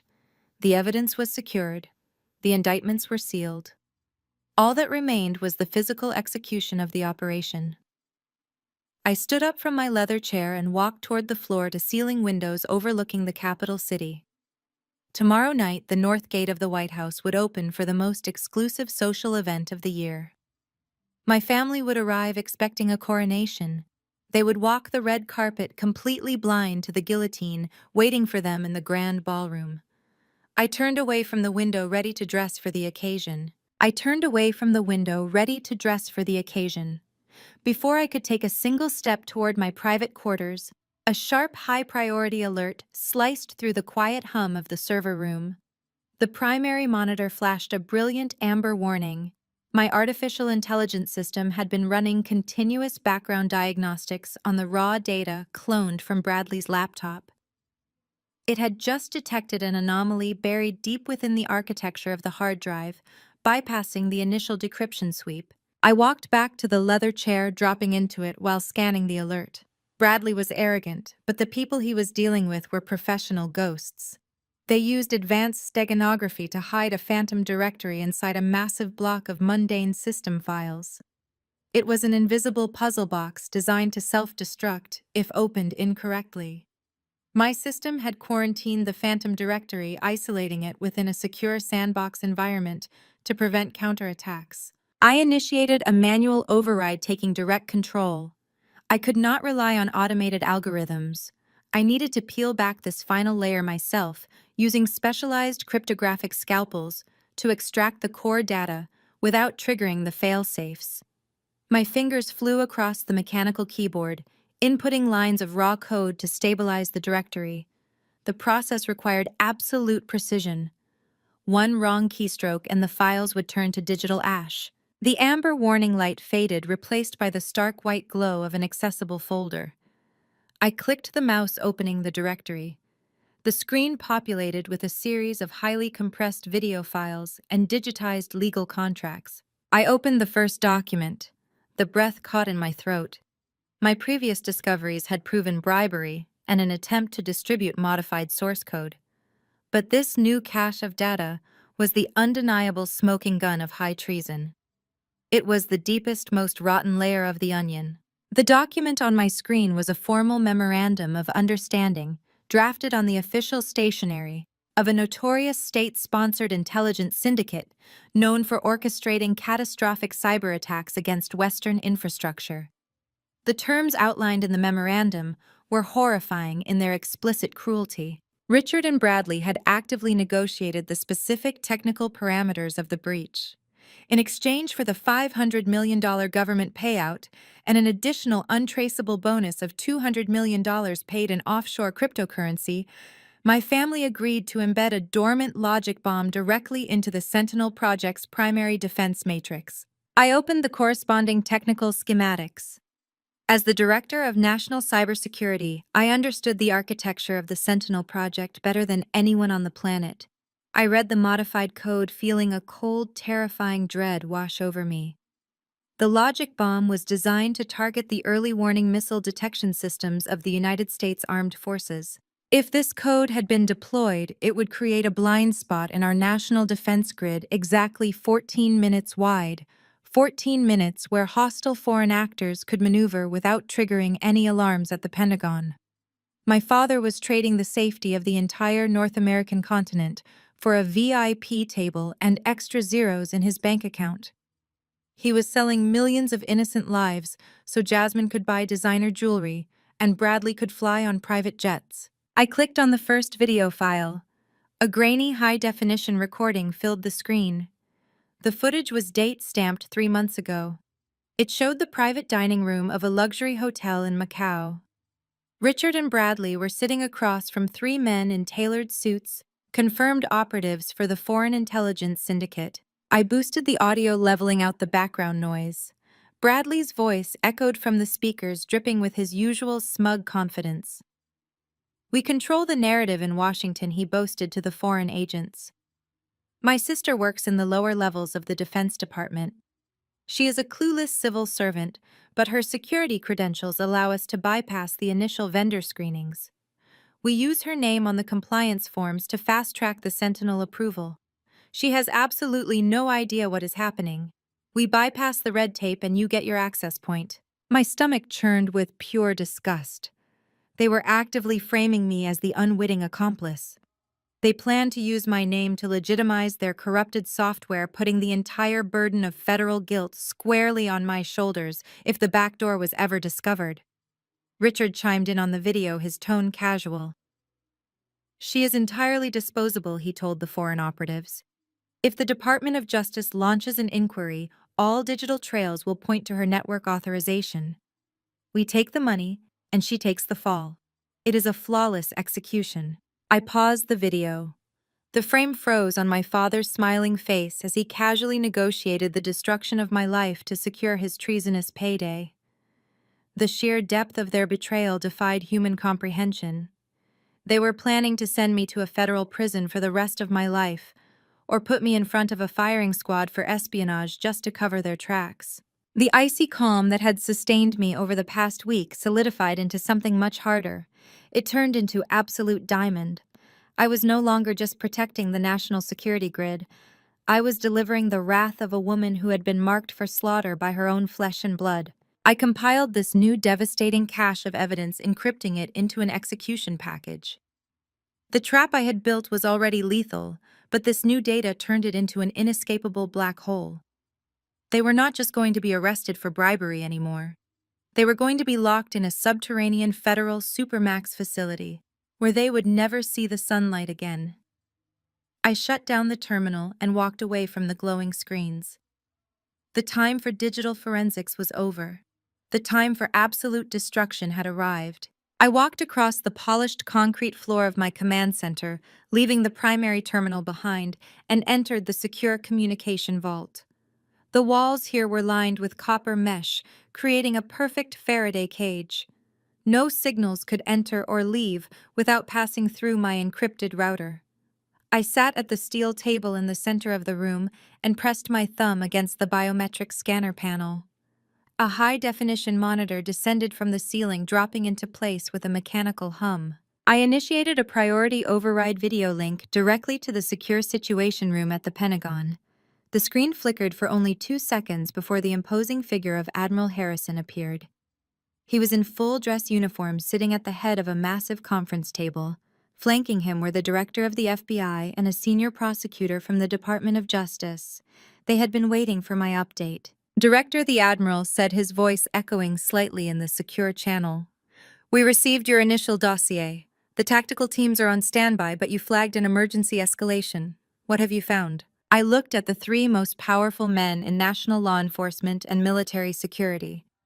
"I just intercepted a ghost directory hidden within Bradley's fragmented files." I replied, my voice echoing coldly in the vault. "Gentlemen, we are no longer dealing with a simple bribery and wire fraud case. This is a coordinated act of high treason." I pressed a button on my console, transferring the Macau hotel video file and the modified Sentinel source code to their localized screens. I watched their faces as the evidence played out. I watched the FBI director's jaw clench. I watched the DOJ prosecutor lean forward, taking rapid notes. And I watched Admiral Harrison's eyes turn into chips of frozen ice as he heard my father and brother casually negotiate the installation of a 0-day logic bomb into our missile defense early warning system. When the video reached the point where Richard explicitly outlined his plan to use my security credentials to bypass Pentagon firewalls and frame me for the breach, the silence in the situation room was absolute. Admiral Harrison was the first to speak. His voice was dangerously quiet, a lethal whisper that promised absolute ruin. They were going to sell out the entire North American defense grid for a paycheck. They were going to put thousands of my service members in the crosshairs of a foreign syndicate. And they were going to use my name to do it, I added. "Admiral, I need confirmation right now. I need to know that we are not just going to quietly arrest them in their offices tomorrow morning. I need this to be a public execution. I need the entire syndicate they are working with to see exactly what happens when they try to compromise my network." The FBI director folded his hands on the table. "You want to execute the sting at the White House state dinner." "Exactly," I said. "They are arrogant. They believe they have completely outsmarted the federal government. They are walking into the grand ballroom expecting the president to hand them a $500 million contract. We are going to let them believe they won. We are going to let them take their seats at the VIP table. We are going to let them taste the absolute pinnacle of Washington power, and then we are going to drop the hammer." The DOJ prosecutor adjusted his glasses. "We have the legal authority. The evidence you just transmitted is a flawless smoking gun. We can draft sealed indictments for treason, espionage, and conspiracy against the United States. But coordinating an armed raid inside the White House during a state dinner requires impeccable timing. The Secret Service will need full integration into the operational plan. I already have the logistical framework mapped out. I told them, projecting a digital blueprint of the White House Grand Ballroom onto their screens. Richard and Bradley requested the primary VIP table near the podium. We give it to them. But we control the seating chart. The defense contractors and foreign diplomats they think they are dining with will actually be undercover federal agents and specialized military police. Admiral Harrison nodded, a grim smile touching the corners of his mouth. A containment ring. They will be entirely surrounded by our people before the first course is served. Precisely, I said. Jasmine and Catherine will be sitting right there with them, completely oblivious. They will be bragging to your undercover agents about their new wealth. Meanwhile, the Secret Service will secure all exterior exits. No one leaves the ballroom. What is the signal for the takedown? The FBI director asked, leaning forward. I will be giving the keynote address regarding the Sentinel project, I replied. The Chief of Staff has already agreed to yield the floor to me. I will stand at the podium, and I will project their treasonous communication logs onto the main screens for every single guest to see. The moment I officially veto their contract on the grounds of the Espionage Act, your agents move in. You cuff them right at the table. You drag them out in their custom tuxedos and designer gowns. The DOJ prosecutor jotted down a final note. The Asset Forfeiture Division will be standing by. The second the cuffs go on, we freeze every single bank account, shell company, and property tied to the Blackwell name. They will be rendered completely destitute before they even reach the holding cells. We are in agreement, Admiral Harrison stated, his voice ringing with absolute finality. The military police will coordinate with the FBI tactical units. We will secure the perimeter. Director, you have authorization to proceed with the trap exactly as you have outlined. Bring them down. I terminated the connection. The monitor slid back into the ceiling, leaving me alone in the silent copper-lined vault. The strategic planning was complete. The federal machinery was officially in motion, and nothing could stop it now. The trap was a masterpiece of lethal precision, engineered to exploit their insatiable greed and their blinding arrogance. I stood up from the steel table and walked out of the vault. I moved through the penthouse toward my master bedroom. The digital warfare was over. The physical confrontation was imminent. I opened my walk-in closet and bypassed the rows of practical navy suits and simple flats my family loved to mock. I walked to the very back, where a protective garment bag hung in the shadows.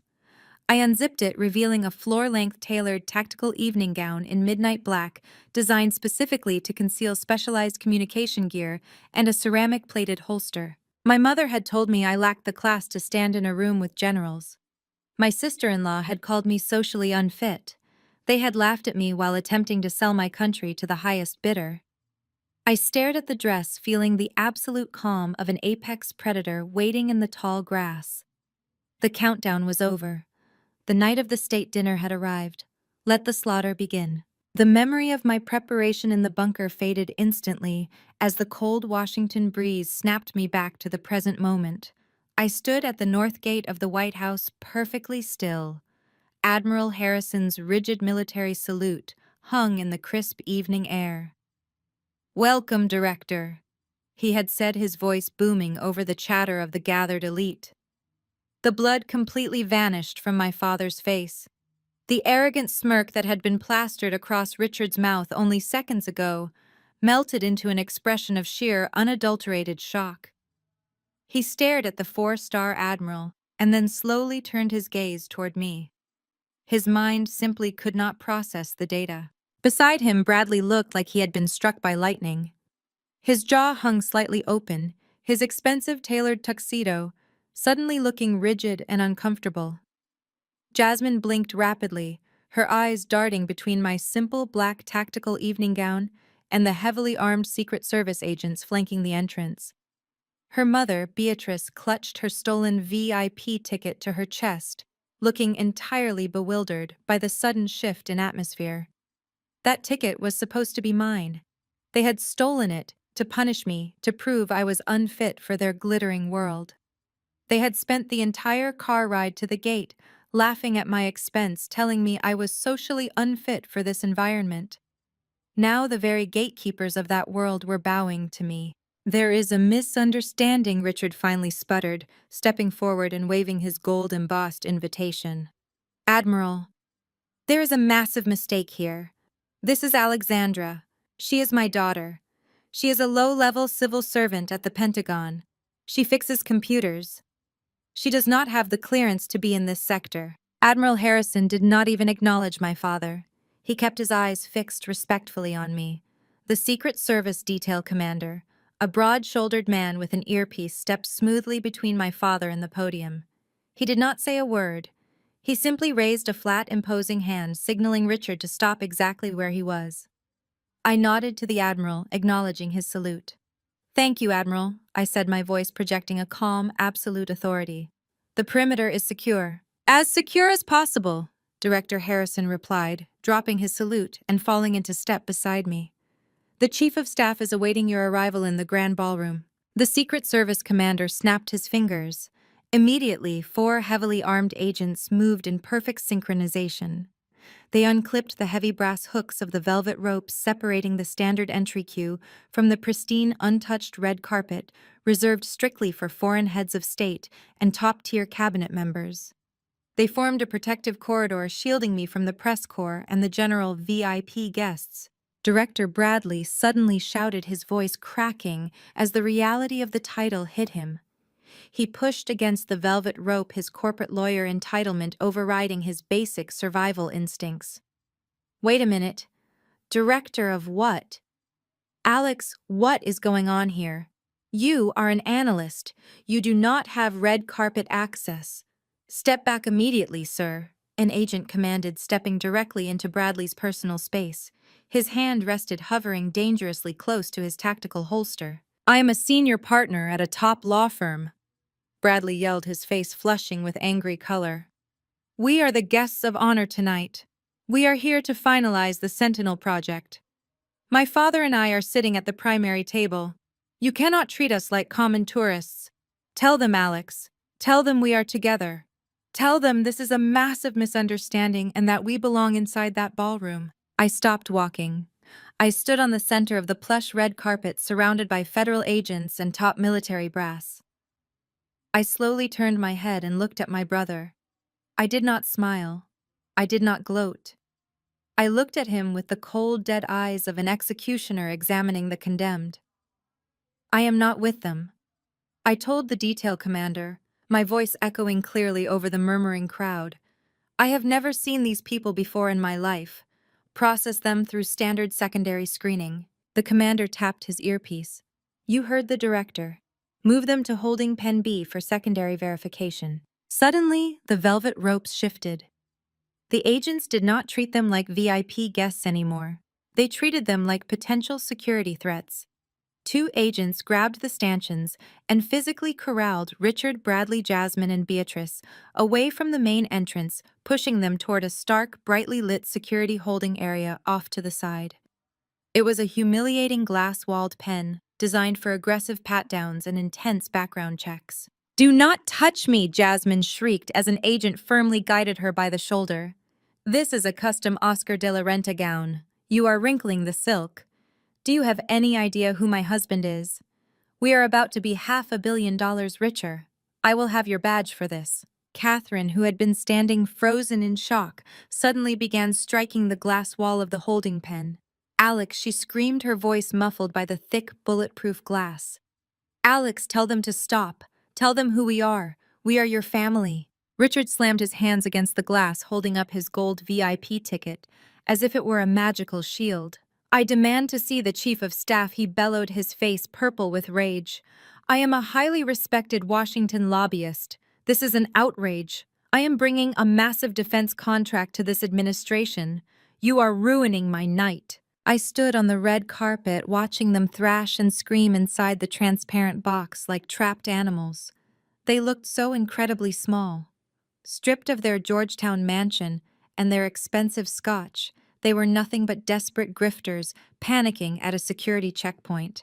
All their arrogant boasting, all their cruel insults, all their threats of disownment meant absolutely nothing in the face of actual federal authority. They had spent my entire life trying to make me feel invisible.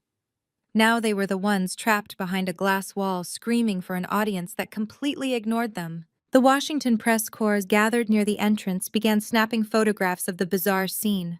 The highly respected lobbyists were being treated like common criminals at the security gate, while the daughter they claimed was a pathetic clerk was being escorted by a four-star admiral. The flashing camera lights illuminated their panicked, humiliated faces. It was the perfect opening act for the slaughter that was about to follow. "Let them wait in secondary screening until the appetizers are served," I instructed the commander. "I want them to have plenty of time to contemplate their seating arrangements." "Understood, Director," the commander replied. I turned away from the glass-holding pen, severing eye contact with my father. I did not look back as I walked down the pristine red carpet toward the towering illuminated columns of the White House. The heavy oak doors swung open ahead of me. The faint sound of a string quartet drifted out into the night air. The trap had been successfully triggered, and the prey was securely locked inside the cage. It was time to take my seat at the head of the table. The heavy oak doors closed behind me, silencing the cold Washington wind. The grand ballroom of the White House was a masterpiece of gilded architecture. Crystal chandeliers cast a warm golden glow over the sea of dark tuxedos and vibrant silk gowns. A string quartet played softly in the corner, providing an elegant soundtrack to the most ruthless political arena on Earth. Secret Service agents guided me past the standard seating to the elevated primary table positioned right beside the presidential podium. I took my seat. My name card did not say Alexandra. It read Director of National Cybersecurity. I picked up my crystal water goblet and surveyed the room. The trap was perfectly laid out. To the untrained eye, this was a standard gathering of politicians, defense contractors, and foreign diplomats. To me, it was a highly coordinated tactical grid. The sommelier pouring wine at the adjacent table was the lead tactical commander for the FBI. The foreign dignitary laughing near the ice sculpture was an undercover operative for the Department of Justice. The entire ballroom was a federal holding cell disguised with fine china. It took exactly 45 minutes for my family to clear secondary screening. I watched the ballroom doors swing open. Richard marched inside, his face flushed a furious shade of red from the prolonged humiliation of the security pen. Bradley followed closely behind him, violently adjusting his tie. Jasmine and her mother Beatrice walked in last. Jasmine was furiously trying to smooth out the wrinkles in her custom designer gown. They looked flustered and angry, but the moment they saw the flashing cameras, their arrogant facades snapped right back into place. They believed they owned the room. Jasmine immediately spotted a group of high-ranking senators' wives gathered near the champagne tower. She grabbed Beatrice by the arm and marched directly toward them, desperate to reclaim her social standing. I watched from the elevated table as Jasmine inserted herself into their circle. Her voice carried over the elegant music, loud and incredibly boastful. "It is just so exhausting managing these massive government contracts," Jasmine declared, tossing her hair back and flashing her diamond rings. "Bradley has been working directly with the Pentagon all week. The Sentinel project is a $500 million initiative, and they absolutely begged us to handle the infrastructure. We are practically running the Defense Department at this point. We are flying to Aspen next week to celebrate closing the deal." The senators' wives exchanged polite, tight-lipped smiles. They had no idea who Jasmine was, but the undercover FBI agents standing right behind them were listening to every single word. Jasmine was willingly providing a verbal confession of her husband's involvement right in front of federal witnesses. She pointed a manicured finger toward the front of the room, completely oblivious to the fact that her every movement was being monitored. She was parading around in her silk dress, acting like royalty while standing directly in the crosshairs of a federal sting operation. Across the room, Richard was on a mission. He completely ignored the appetizers and the open bar. His eyes darted around the ballroom until he spotted his primary target. The White House Chief of Staff was standing near the central walkway speaking with Admiral Harrison. Richard grabbed Bradley by the shoulder and bulldozed his way through the crowd of dignitaries. He was desperate. The delay at the security gate had cost him valuable networking time, and he needed to secure a public handshake before the official announcements began. A photograph of him shaking hands with the chief of staff was the ultimate political currency. I tapped the small earpiece hidden beneath my hair. The audio channel connected me directly to Admiral Harrison and the chief of staff. "My father is approaching your 12 o'clock," I murmured, keeping my eyes fixed on my water goblet. "Let him make his pitch." "Copy that." Director, the chief of staff replied softly into his own lapel microphone. "We are holding the line. Holding the. Richard pushed past a group of naval officers and aggressively inserted himself into the conversation. He thrust his hand out, flashing his most charismatic predatory smile. "Mr. Chief of Staff," Richard boomed, his voice loud enough to attract the attention of the surrounding photographers. "Richard Blackwell. We spoke last month regarding the Sentinel project. My firm is handling the final logistical clearances. I just wanted to personally thank the administration for trusting us with this $500 million initiative." Bradley stepped up right beside him, mirroring his father's aggressive posture. "We are ready to execute the final signatures tonight," Bradley added smoothly. "We have our international partners fully aligned. The transition will be seamless. We are honored to secure the nation's defense." I watched them from my elevated seat. They were practically salivating. They were standing in the White House openly bragging about the exact contract they had just sold to a foreign intelligence syndicate. They thought they were untouchable. They had absolutely no idea that the international partners Bradley just proudly mentioned were actively being hunted by federal agents. The chief of staff looked at Richard's outstretched hand. He did not take it. He did not smile. He simply stared at my father with an expression of cold, calculated indifference.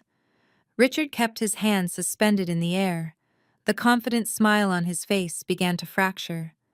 The cameras continued to flash, capturing the incredibly awkward rejection. Bradley shifted his weight nervously. He glanced around, noticing that the naval officers nearby had stopped talking. The atmosphere around them was growing dangerously tense. The FBI operative, posing as a sommelier, took a subtle step closer to Bradley's flank. The trap was tightening, and they could feel the pressure changing in the room, but their overwhelming greed prevented them from seeing the truth. Richard dropped his hand, his face reddening again. "I understand you are busy tonight," he said, attempting to recover his dignity. "We have the primary VIP table right by the podium. We look forward to the official announcement." The chief of staff finally spoke, his voice cutting through the ambient noise of the ballroom like a knife. "The official announcements will begin shortly, Mr. Blackwell. I suggest you take your assigned seats. The administration is about to make a very clear statement regarding the future of our national security." Richard nodded eagerly, completely misinterpreting the lethal undertone of the statement. "Absolutely," he agreed. "We are ready." My father turned around and patted Bradley on the back. They walked toward their assigned table, looking incredibly smug. They walked past the undercover agents. They walked past the military police. They took their seats, completely oblivious to the fact that they were never walking out of this building as free men. I watched them sit down, and I finally allowed myself a genuine smile. It was time to take the podium. Section 15, 1,000 words. I stood up from my chair at the elevated primary table. The movement was subtle, but in a room heavily monitored by federal agents, it served as the ultimate kinetic trigger. The string quartet abruptly stopped playing.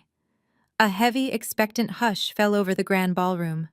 The clinking of crystal and the low murmur of Washington elite faded into absolute silence. At their assigned table near the front, Richard and Bradley leaned forward in their chairs. They adjusted their posture, wearing identical expressions of greedy anticipation. They believed this was the moment their empire would be cemented.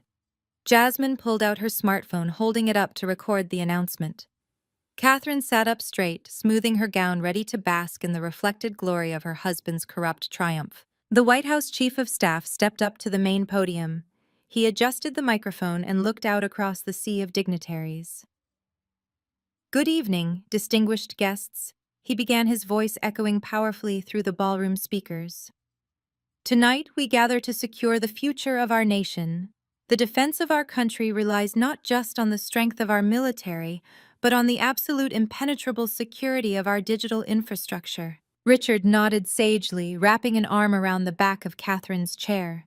He whispered something to Bradley, likely bragging about how his lobbying efforts had scripted this exact speech. The Chief of Staff continued, "We are facing unprecedented threats from foreign intelligence syndicates. To combat these threats, the President relies on the absolute authority and unmatched expertise of one individual. Tonight, it is my profound honor to yield this podium to the architect of our digital defense grid." I stepped out from behind the head table and began my descent toward the center stage. My midnight black tactical gown swept silently across the plush carpet. The spotlight tracked my movement, instantly bathing me in a stark, brilliant circle of white light. The Chief of Staff turned his entire body toward me. He did not extend his hand for a simple greeting. Instead, he bowed his head in a deep, formal show of absolute respect. "Please welcome," he announced, his voice booming through the silent ballroom, "the Director of National Cybersecurity." The reaction at my father's table was a masterpiece of human neurological failure. Richard was in the middle of taking a sip from his water goblet. He froze. His eyes locked onto me, standing in the spotlight. The expensive crystal glass slipped from his fingers, crashing onto the table and shattering into dozens of sharp pieces. Iced water spilled across his lap, but he did not even flinch. He simply stared, his mouth hanging slack, his breathing entirely stopped. Bradley blinked rapidly, leaning so far forward he nearly fell out of his chair. He rubbed his eyes aggressively as if trying to clear a hallucination. He looked from the Chief of Staff to the podium and back to me. His brain aggressively rejected the visual data it was receiving. He had spent his entire adult life convinced I was a pathetic, low-level clerk making $60,000 a year. Now he was watching the White House Chief of Staff bow to me in front of the entire defense sector. Jasmine dropped her smartphone. It hit the carpet with a dull thud. Her jaw went completely slack. The arrogant socialite who had just proudly declared I was socially unfit to stand with their family was now staring at me while I commanded the attention of the most powerful people on the planet. Catherine clutched her chest, her perfectly manicured nails digging into her expensive silk dress, gasping for air as if the oxygen had just been sucked out of the room. I walked up the steps to the main stage. I did not rush. I took my time, letting the excruciating reality of my identity burn into their retinas. Every step I took was a hammer striking the final nails into the coffin of their arrogant delusions. I reached the podium and placed my hands flat against the polished wood. I looked directly down at my family. We were separated by a mere 20 feet, but the power dynamic between us spanned an unbridgeable galaxy. I was standing shoulder to shoulder with the Secretary of Defense and Admiral Harrison. They were sitting at a table surrounded by undercover federal agents waiting to throw them in a cage. "Thank you, Chief of Staff," I said, leaning into the microphone. My voice resonated with cold, absolute authority. The sound of my voice, amplified through the presidential acoustic system, acted like a physical blow to my father. He physically recoiled, sinking lower into his chair. "This is not possible," Bradley whispered loudly enough for the directional microphones to pick up his panic. "This is a joke. She is a clerk. She fixes routers." Admiral Harrison, who was seated at the head table just behind my podium, leaned forward and fixed his gaze directly on Bradley. "You will remain silent, Mr. Blackwell." The Admiral commanded, his voice slicing through the air with lethal military precision. "You are in the presence of the Director. You will show the proper respect, or I will have the military police remove you from this room immediately." Bradley swallowed hard, his throat bobbing nervously.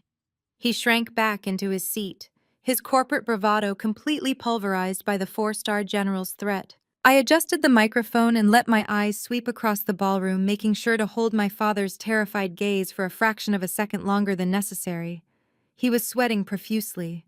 The heavy fabric of his custom tuxedo looked suffocating. He finally understood the gravity of his mistake. He had threatened to bury me. He had promised to ruin my life if I did not help him facilitate his treasonous bribery scheme.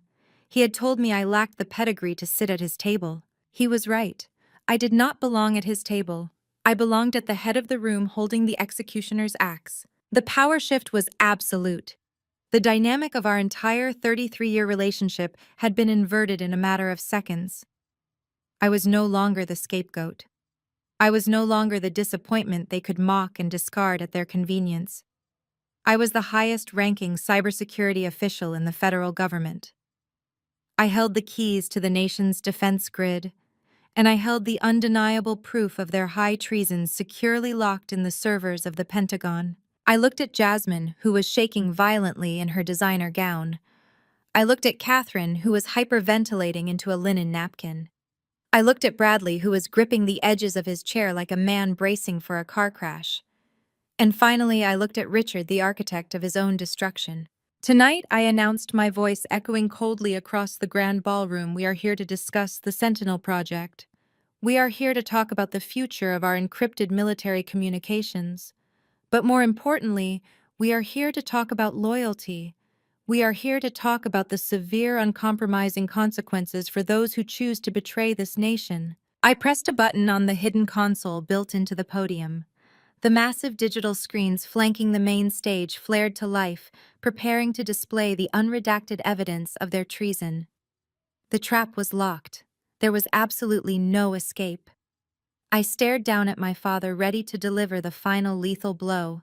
The massive digital screens illuminated the grand ballroom with a harsh, sterile glare. The ambient light shifted instantly from warm gold to icy blue. On the displays towering 20 feet high, the unredacted files from Bradley's laptop appeared in razor-sharp resolution. I did not start with the financial records. I started with the raw, corrupted code. The audience of politicians and diplomats murmured in confusion. They were expecting promotional videos or corporate logos. Instead, they were staring at thousands of lines of dense programming syntax. But the military officials in the room, the generals and admirals, who understood the gravity of cybersecurity, instantly sat up straighter. Their trained eyes scanned the highlighted red text I projected onto the center of the screens. What you are looking at is the core architecture of the Sentinel Project, I announced. My voice was steady, echoing with absolute authority through the presidential acoustic system. It was designed to be the impenetrable shield for our global military communications. It was meant to secure the lives of every man and woman serving in our armed forces. But the code on this screen has been intentionally compromised. I pressed the console button again. The screen split in half. On the left side, the corrupted code remained. On the right side, a series of highly classified emails appeared. The sender was Bradley, and the recipient was a known alias for a hostile foreign intelligence syndicate based in Macau. I directed my gaze straight down at my brother. Bradley was gripping the edge of his table so hard his knuckles were entirely white. The smug, arrogant lawyer who had threatened to bury me in frivolous lawsuits was now visibly shaking. This modified code contains a zero-day backdoor. I continued translating the technical data into plain, terrifying English for the civilian politicians in the room. It is a logic bomb engineered to blind our early warning missile detection systems for exactly 14 minutes.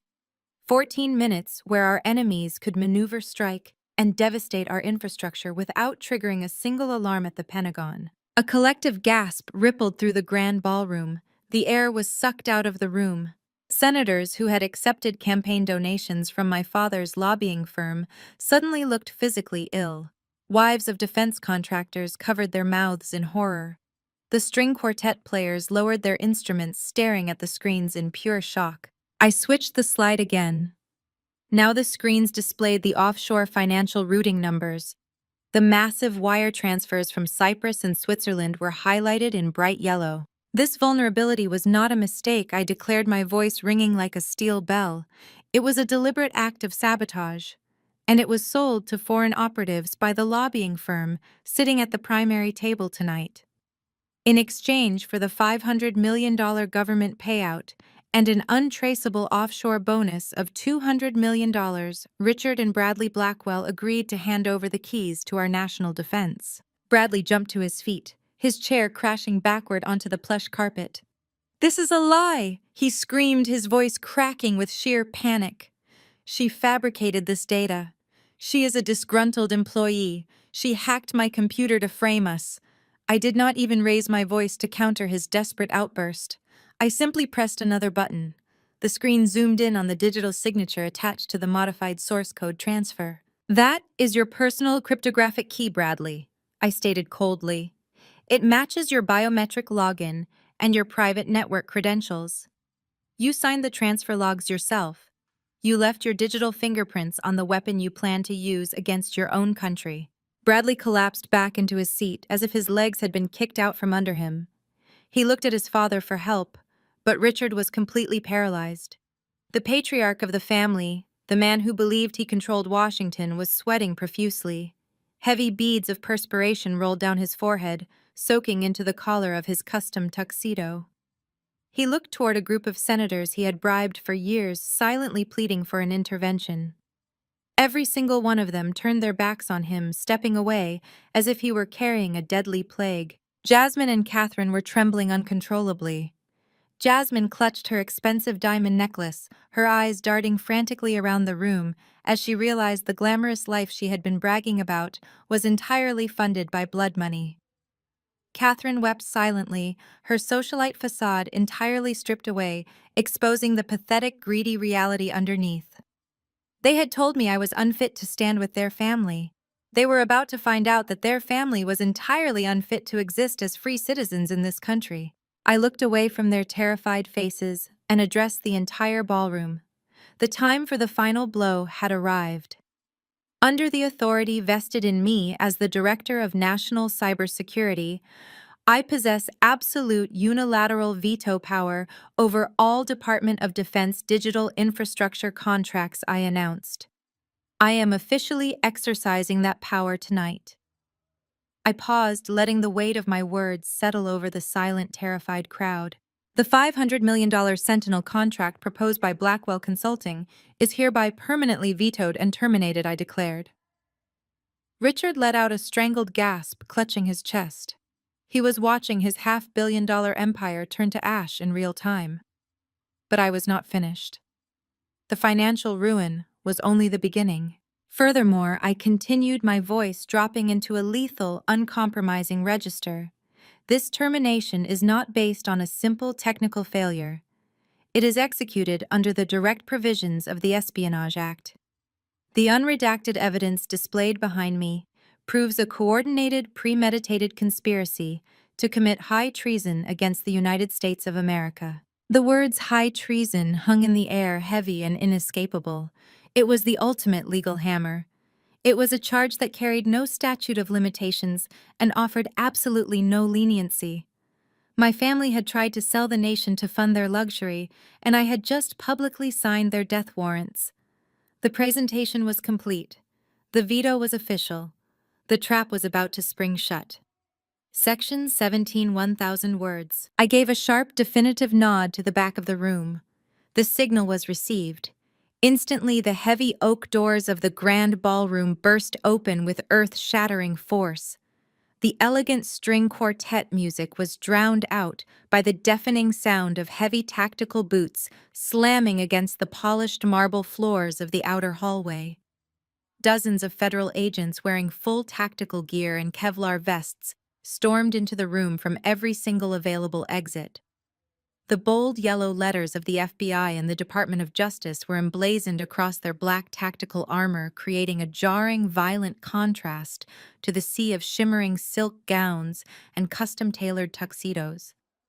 The undercover operatives who had been posing as waiters, diplomats, and foreign dignitaries simultaneously dropped their disguises. The sommelier, who had been pouring expensive wine at the adjacent table, reached under his tailored vest and drew a standard-issue sidearm, racking the slide with a sharp metallic clack. He held up a gold federal badge and shouted for all civilian guests to step back and remain seated. Panic rippled through the ballroom, but the tactical perimeter was established flawlessly in mere seconds. The military police formed an impenetrable wall of armed guards securing all perimeter access points. No one was leaving this room. The primary target was the VIP table located directly beneath my elevated podium. A specialized extraction team of federal agents descended upon my family like a pack of starving wolves. Richard stood up, knocking his chair violently backward onto the carpet. He held up his hands not in surrender, but in an arrogant, desperate attempt to assert his rapidly evaporating authority. I am a prominent Washington lobbyist. He roared, his voice cracking with absolute desperation. You cannot do this to me. I have powerful senators on speed dial. Do you have any idea who I am? The lead FBI tactical agent did not hesitate. He did not care about Richard's political connections or his custom-tailored suit. The agent lunged forward, grabbing Richard by the lapels of his expensive tuxedo and violently spun him around. Richard let out a choked, terrified gasp as he was forcefully slammed face first down onto the primary table. The heavy impact shattered the remaining crystal water goblets and crushed the fine porcelain dinner plates. Expensive red wine spilled across the crisp, white linen tablecloth, soaking directly into the 4 gold-embossed VIP invitations my father had proudly flaunted earlier that evening. You are under arrest for conspiracy to commit espionage, wire fraud, and high treason, the agent bellowed, pressing his heavy knee firmly between my father's shoulder blades. You have the right to remain silent. I highly suggest you use it. The harsh metallic clicking of heavy steel handcuffs ratcheting tightly around Richard's wrists echoed clearly over the stunned, terrified silence of the grand ballroom. Beside him, Bradley completely lost his mind. The smug, arrogant corporate lawyer panicked completely. He shoved his chair violently aside and made a desperate, pathetic dash toward the side exit, hoping to disappear into the crowd. He did not make it 3 steps. 2 heavily armored military police officers intercepted his path, executing a flawless, brutal, tactical takedown. They swept his legs out from under him, sending him crashing hard onto the plush presidential carpet. I am a senior partner, Bradley screamed, thrashing wildly against the floor as the officers pinned his arms forcefully behind his back. You cannot arrest me without a warrant. This is an illegal detainment. I will sue the federal government for everything it has. I will have your badges stripped by tomorrow morning. We have a sealed federal indictment signed by a federal judge. An officer replied coldly, driving his knee into the small of Bradley's back. Your prestigious law firm is currently being raided by the Cyber Division. You are going straight to a federal holding facility. The officers wrenched Bradley's arms upwards, securing the handcuffs so tightly the cold metal bit into the French cuffs of his tailored shirt. His face was pressed directly into the carpet, his arrogant legal threats reducing to breathless, panicked sobbing as the reality of a life sentence set in. Jasmine watched her husband being brutalized by federal authorities, and her self-preservation instincts kicked in. She turned her back on Bradley, entirely lifting the hem of her custom designer gown and attempting to slip away into the crowd of terrified dignitaries. She was immediately blocked by 3 plainclothes agents wearing dark suits and earpieces. They were from the Internal Revenue Service Criminal Investigation Division. The lead agent, a tall, stern woman, stepped directly into Jasmine's path. Jasmine Blackwell, the IRS agent, stated flatly, holding up a federal warrant. Get out of my way, Jasmine shrieked, clutching her diamond necklace. I have done nothing wrong. My husband handles the business. You have nothing. The IRS agent corrected her voice, slicing through Jasmine's hysterical delusion. As of 60 seconds ago, the federal government executed a total asset freeze. Your joint bank accounts are seized. Your offshore holding companies in Cyprus are locked. The deed to your Aspen ski estate has been seized by federal forfeiture. Your credit cards are dead. The jewelry you are wearing was purchased with illicit funds and is now federal property. You are completely destitute. Take off the necklace. Jasmine let out a piercing, guttural wail, collapsing onto her knees, sobbing uncontrollably as absolute poverty crashed down upon her. Catherine witnessed the utter annihilation of her family from her seat. The illusion she had cultivated was ripped apart in 2 minutes.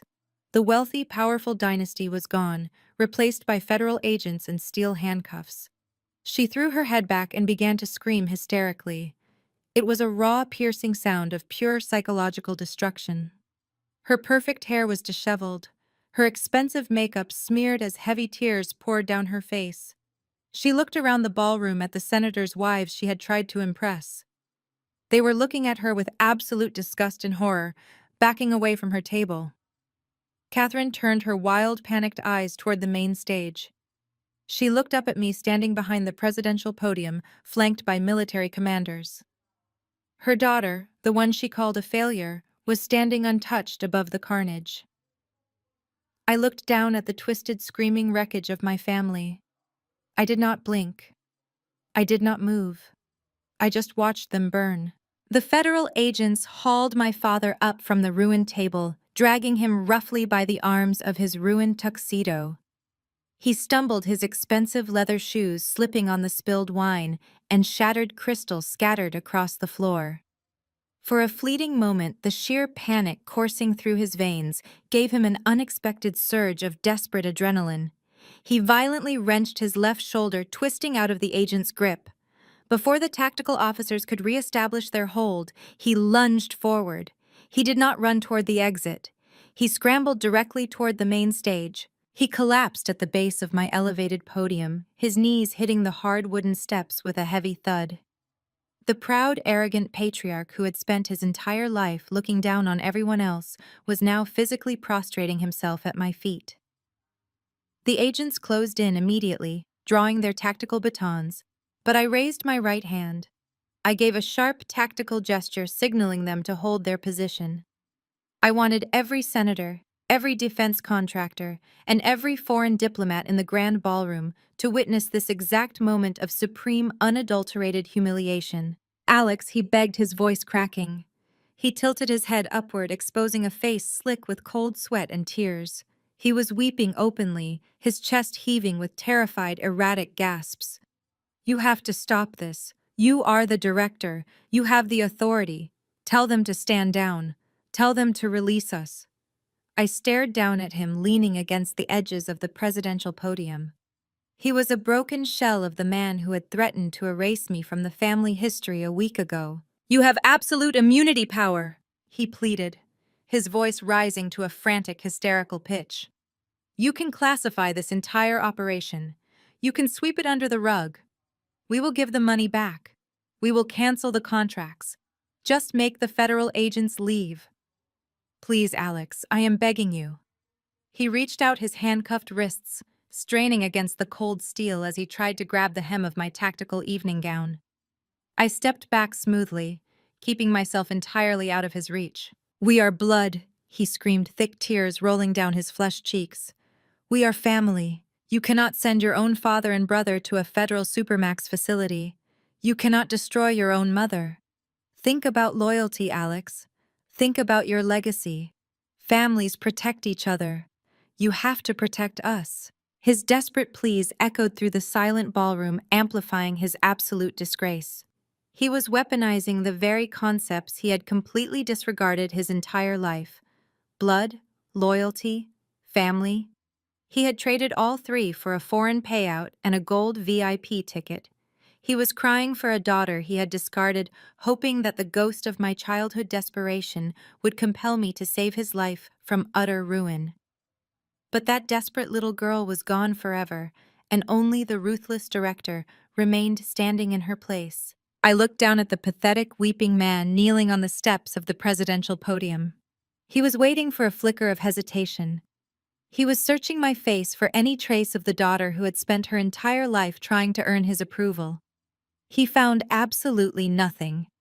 My expression was a mask of absolute zero-degree empathy. My heart beat with a slow, steady rhythm completely unaffected by his theatrical sobbing. The biological connection between us meant less than the dust on my tactical shoes. "You want to talk about family?" I asked, my voice projecting through the ballroom speakers with a quiet, terrifying clarity. "You want to invoke loyalty to save yourself from a federal prison?" Richard nodded frantically, his heavy steel handcuffs clinking against the wooden steps. "Yes, Alex. We are your blood. You have to save us. You have the power." I leaned closer to the microphone. The entire room held its collective breath. "Exactly 1 week ago, you sat in your Georgetown dining room and gave me an ultimatum," I stated flatly, making sure every diplomat and military official heard the full measure of his hypocrisy. "You told me I was a liability. You handed my VIP invitation to a stranger just to twist the knife." And when I refused to help you fund your treasonous bribery scheme, you told me to get out of your house. Richard's eyes widened in sheer terror as his own cruel words were weaponized against him. The blood drained from his tear-streaked face. You looked me dead in the eye. I continued, my tone dropping into an absolute freezing register. You explicitly said I was not invited to be part of this family anymore. You told me I was entirely erased from the Blackwell history.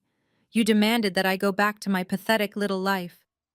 I paused, letting the heavy silence amplify his absolute devastation. I am just following your instructions, Richard, I said, delivering the ultimate satisfying blow. I am no longer part of your family. I am the Director of National Cybersecurity. And right now, I am just taking out the nation's trash. I straightened my posture, turning my back on him completely. I looked at the lead tactical agent standing a few feet away and gave a single sharp, definitive nod. The agents did not hesitate. Two massive tactical officers grabbed Richard by the shoulders of his ruined tuxedo and hoisted him violently to his feet. He let out a piercing, guttural scream as they dragged him backward away from the podium. Across the room, the military police hauled Bradley off the carpet. My brother was hyperventilating, sobbing uncontrollably as the reality of a life sentence shattered his corporate arrogance. Alex. Richard roared, his voice cracking as the agents dragged him toward the heavy oak doors of the grand ballroom. You cannot do this. We are your family. Please, Alex. The heavy oak doors slammed shut behind them, severing his desperate screams. The grand room fell into a stunned, breathless silence. The traitors were gone. I remained at the podium for a few more seconds, allowing the absolute magnitude of the moment to settle over the Washington elite. I looked at the faces of the senators, defense contractors, and foreign diplomats. The message was delivered with surgical precision. Treason would be met with total annihilation. I stepped down from the stage, and the chief of staff immediately took my place at the microphone, gracefully steering the state dinner back to order, while acknowledging the swift actions of the federal task force. I did not return to my seat. My work for the evening was complete. The subsequent weeks unfolded exactly as my algorithms had predicted, playing out like a highly orchestrated symphony of federal justice. The media frenzy was absolute. The Blackwell name, previously associated with high society and lucrative government access, was instantly synonymous with the greatest espionage scandal of the modern era. The federal task force moved with ruthless efficiency, dismantling their empire brick by brick. I watched the legal proceedings from the secure confines of my cybersecurity bunker, receiving daily updates from the Department of Justice. Bradley never even made it to trial. Faced with the mountain of encrypted communications and the undeniable digital fingerprints he had left on the modified source code, his high-priced defense attorneys immediately advised him to surrender. He was formally disbarred in disgrace, stripped of the legal credentials he used to intimidate people. The arrogant corporate lawyer traded his tailored Italian suits for a standard-issue orange federal jumpsuit. He signed a plea agreement that guaranteed he would spend the rest of his natural life in a maximum security federal penitentiary. There would be no parole. There would be no appeals. He would fade into absolute obscurity, locked in a concrete cell far away from the power he desperately craved. Richard's fate was equally severe. The patriarch, who believed he could buy the United States military, was indicted on 34 counts of wire fraud, bribery, and high treason. His vast network of corrupt politicians scrambled to distance themselves, abandoning him instantly to save their own careers. He was denied bail, deemed a massive flight risk. He aged decades in a matter of weeks, his health failing rapidly as the reality of his permanent incarceration set in. He stood before a federal judge, looking frail and pathetic, completely stripped of the arrogant armor he had worn his entire life. Jasmine experienced the most abrupt and humiliating collision with reality. The Internal Revenue Service did not just freeze her assets, they obliterated them. Federal asset forfeiture agents descended upon the Georgetown mansion and the Aspen estate, armed with heavy cardboard boxes and clipboards. Jasmine screamed and sobbed as agents systematically cataloged and seized her custom Oscar de la Renta gowns, her diamond necklaces, and her imported luxury vehicles. Everything she had flaunted was classified as the proceeds of federal crimes. Left entirely penniless, she was evicted from the seized properties and forced to move into a cheap motel on the outskirts of the city. She tried to call her wealthy friends begging for loans, but every single number she dialed suddenly went straight to voicemail. But her misery did not end with poverty. The DOJ intercepted emails proving she had knowingly signed fraudulent tax documents to hide the offshore bribery payments. She was formally indicted for financial conspiracy, facing a minimum of 10 years in a federal women's correctional facility. Catherine was left to wander the ashes of her shattered socialite status. With her husband and son locked in federal supermax prisons and all marital assets seized by the government, she was forced to rely on a meager state pension. She moved into a tiny, damp apartment in a neighborhood she previously would not have dared to drive through. She was entirely excommunicated from Washington society. The bridge clubs, the charity galas, and the elite social circles completely blacklisted her. She spent her days entirely alone, surrounded by cheap furniture, stripped of the luxury she had valued above her own daughter's life. As their world burned to the ground, my world expanded into unbridled, absolute authority. 6 months after the state dinner, I stood on the Truman balcony of the White House. The evening air was crisp, carrying the faint scent of cherry blossoms.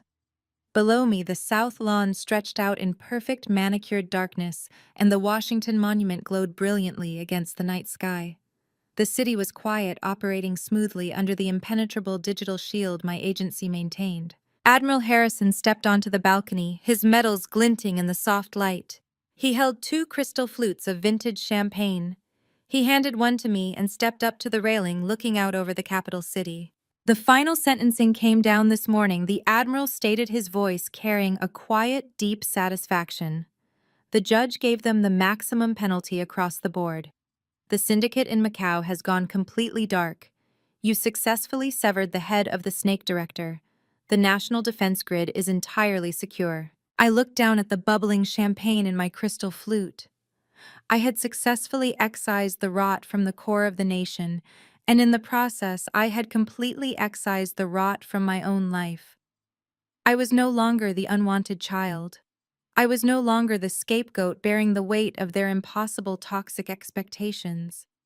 I had used their boundless greed to engineer their ultimate destruction. I raised my glass toward the illuminated monument. To national security, I said, my voice steady and clear. Admiral Harrison clinked his glass against mine. To absolute power, Director.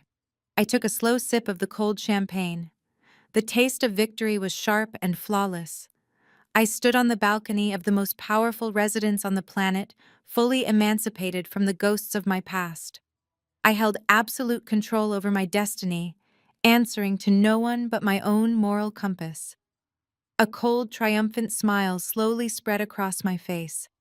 I had taken out the trash and the house was finally clean. If you enjoyed watching this toxic family receive the absolute justice they deserved, make sure to hit that like button and subscribe to the channel for more stories of ultimate revenge. Share your thoughts in the comments below on how you would have handled a family like this. Thank you for watching, and always remember, true power never needs to brag. The story of Alex's confrontation with her deeply corrupt and abusive family serves as a powerful testament to the importance of defining your own self-worth. For years, Alex existed in the suffocating shadow of her family's arrogance, enduring their relentless mockery and conditional love. The profound lesson embedded in her journey is that your true value is never determined by the inability of toxic people to recognize it. Often those who belittle us do not do so because we are inadequate, but because diminishing others is the only way they can sustain their own fragile illusions of power and control. We are frequently conditioned to believe that blood ties demand unconditional loyalty, even at the severe cost of our own mental and emotional well-being. Alex's ultimate triumph was not just in exposing her family's treason, but in completely freeing herself from the desperate need for their validation. The moment she realized that their approval was a poisoned chalice, she reclaimed her autonomy. This narrative teaches us that walking away from a toxic environment is not an act of surrender. It is the ultimate act of self-preservation. You cannot heal in the exact same environment that broke you, and you cannot build an authentic life while trying to fit into a mold created by people who fundamentally disrespect you. True strength lies in the quiet, unwavering belief in your own capabilities. It comes from doing the hard work in the shadows, cultivating your skills, and building a foundation so solid that no one's cruel words can shake it. Family should ideally be a sanctuary of mutual support, not a battlefield of extortion and manipulation. When the people meant to protect you become your greatest adversaries, you must become your own fierce protector. If you are currently shrinking yourself to fit into spaces that diminish your value, take a step back today. Recognize your inherent worth and bravely walk away from any table where respect is no longer being served.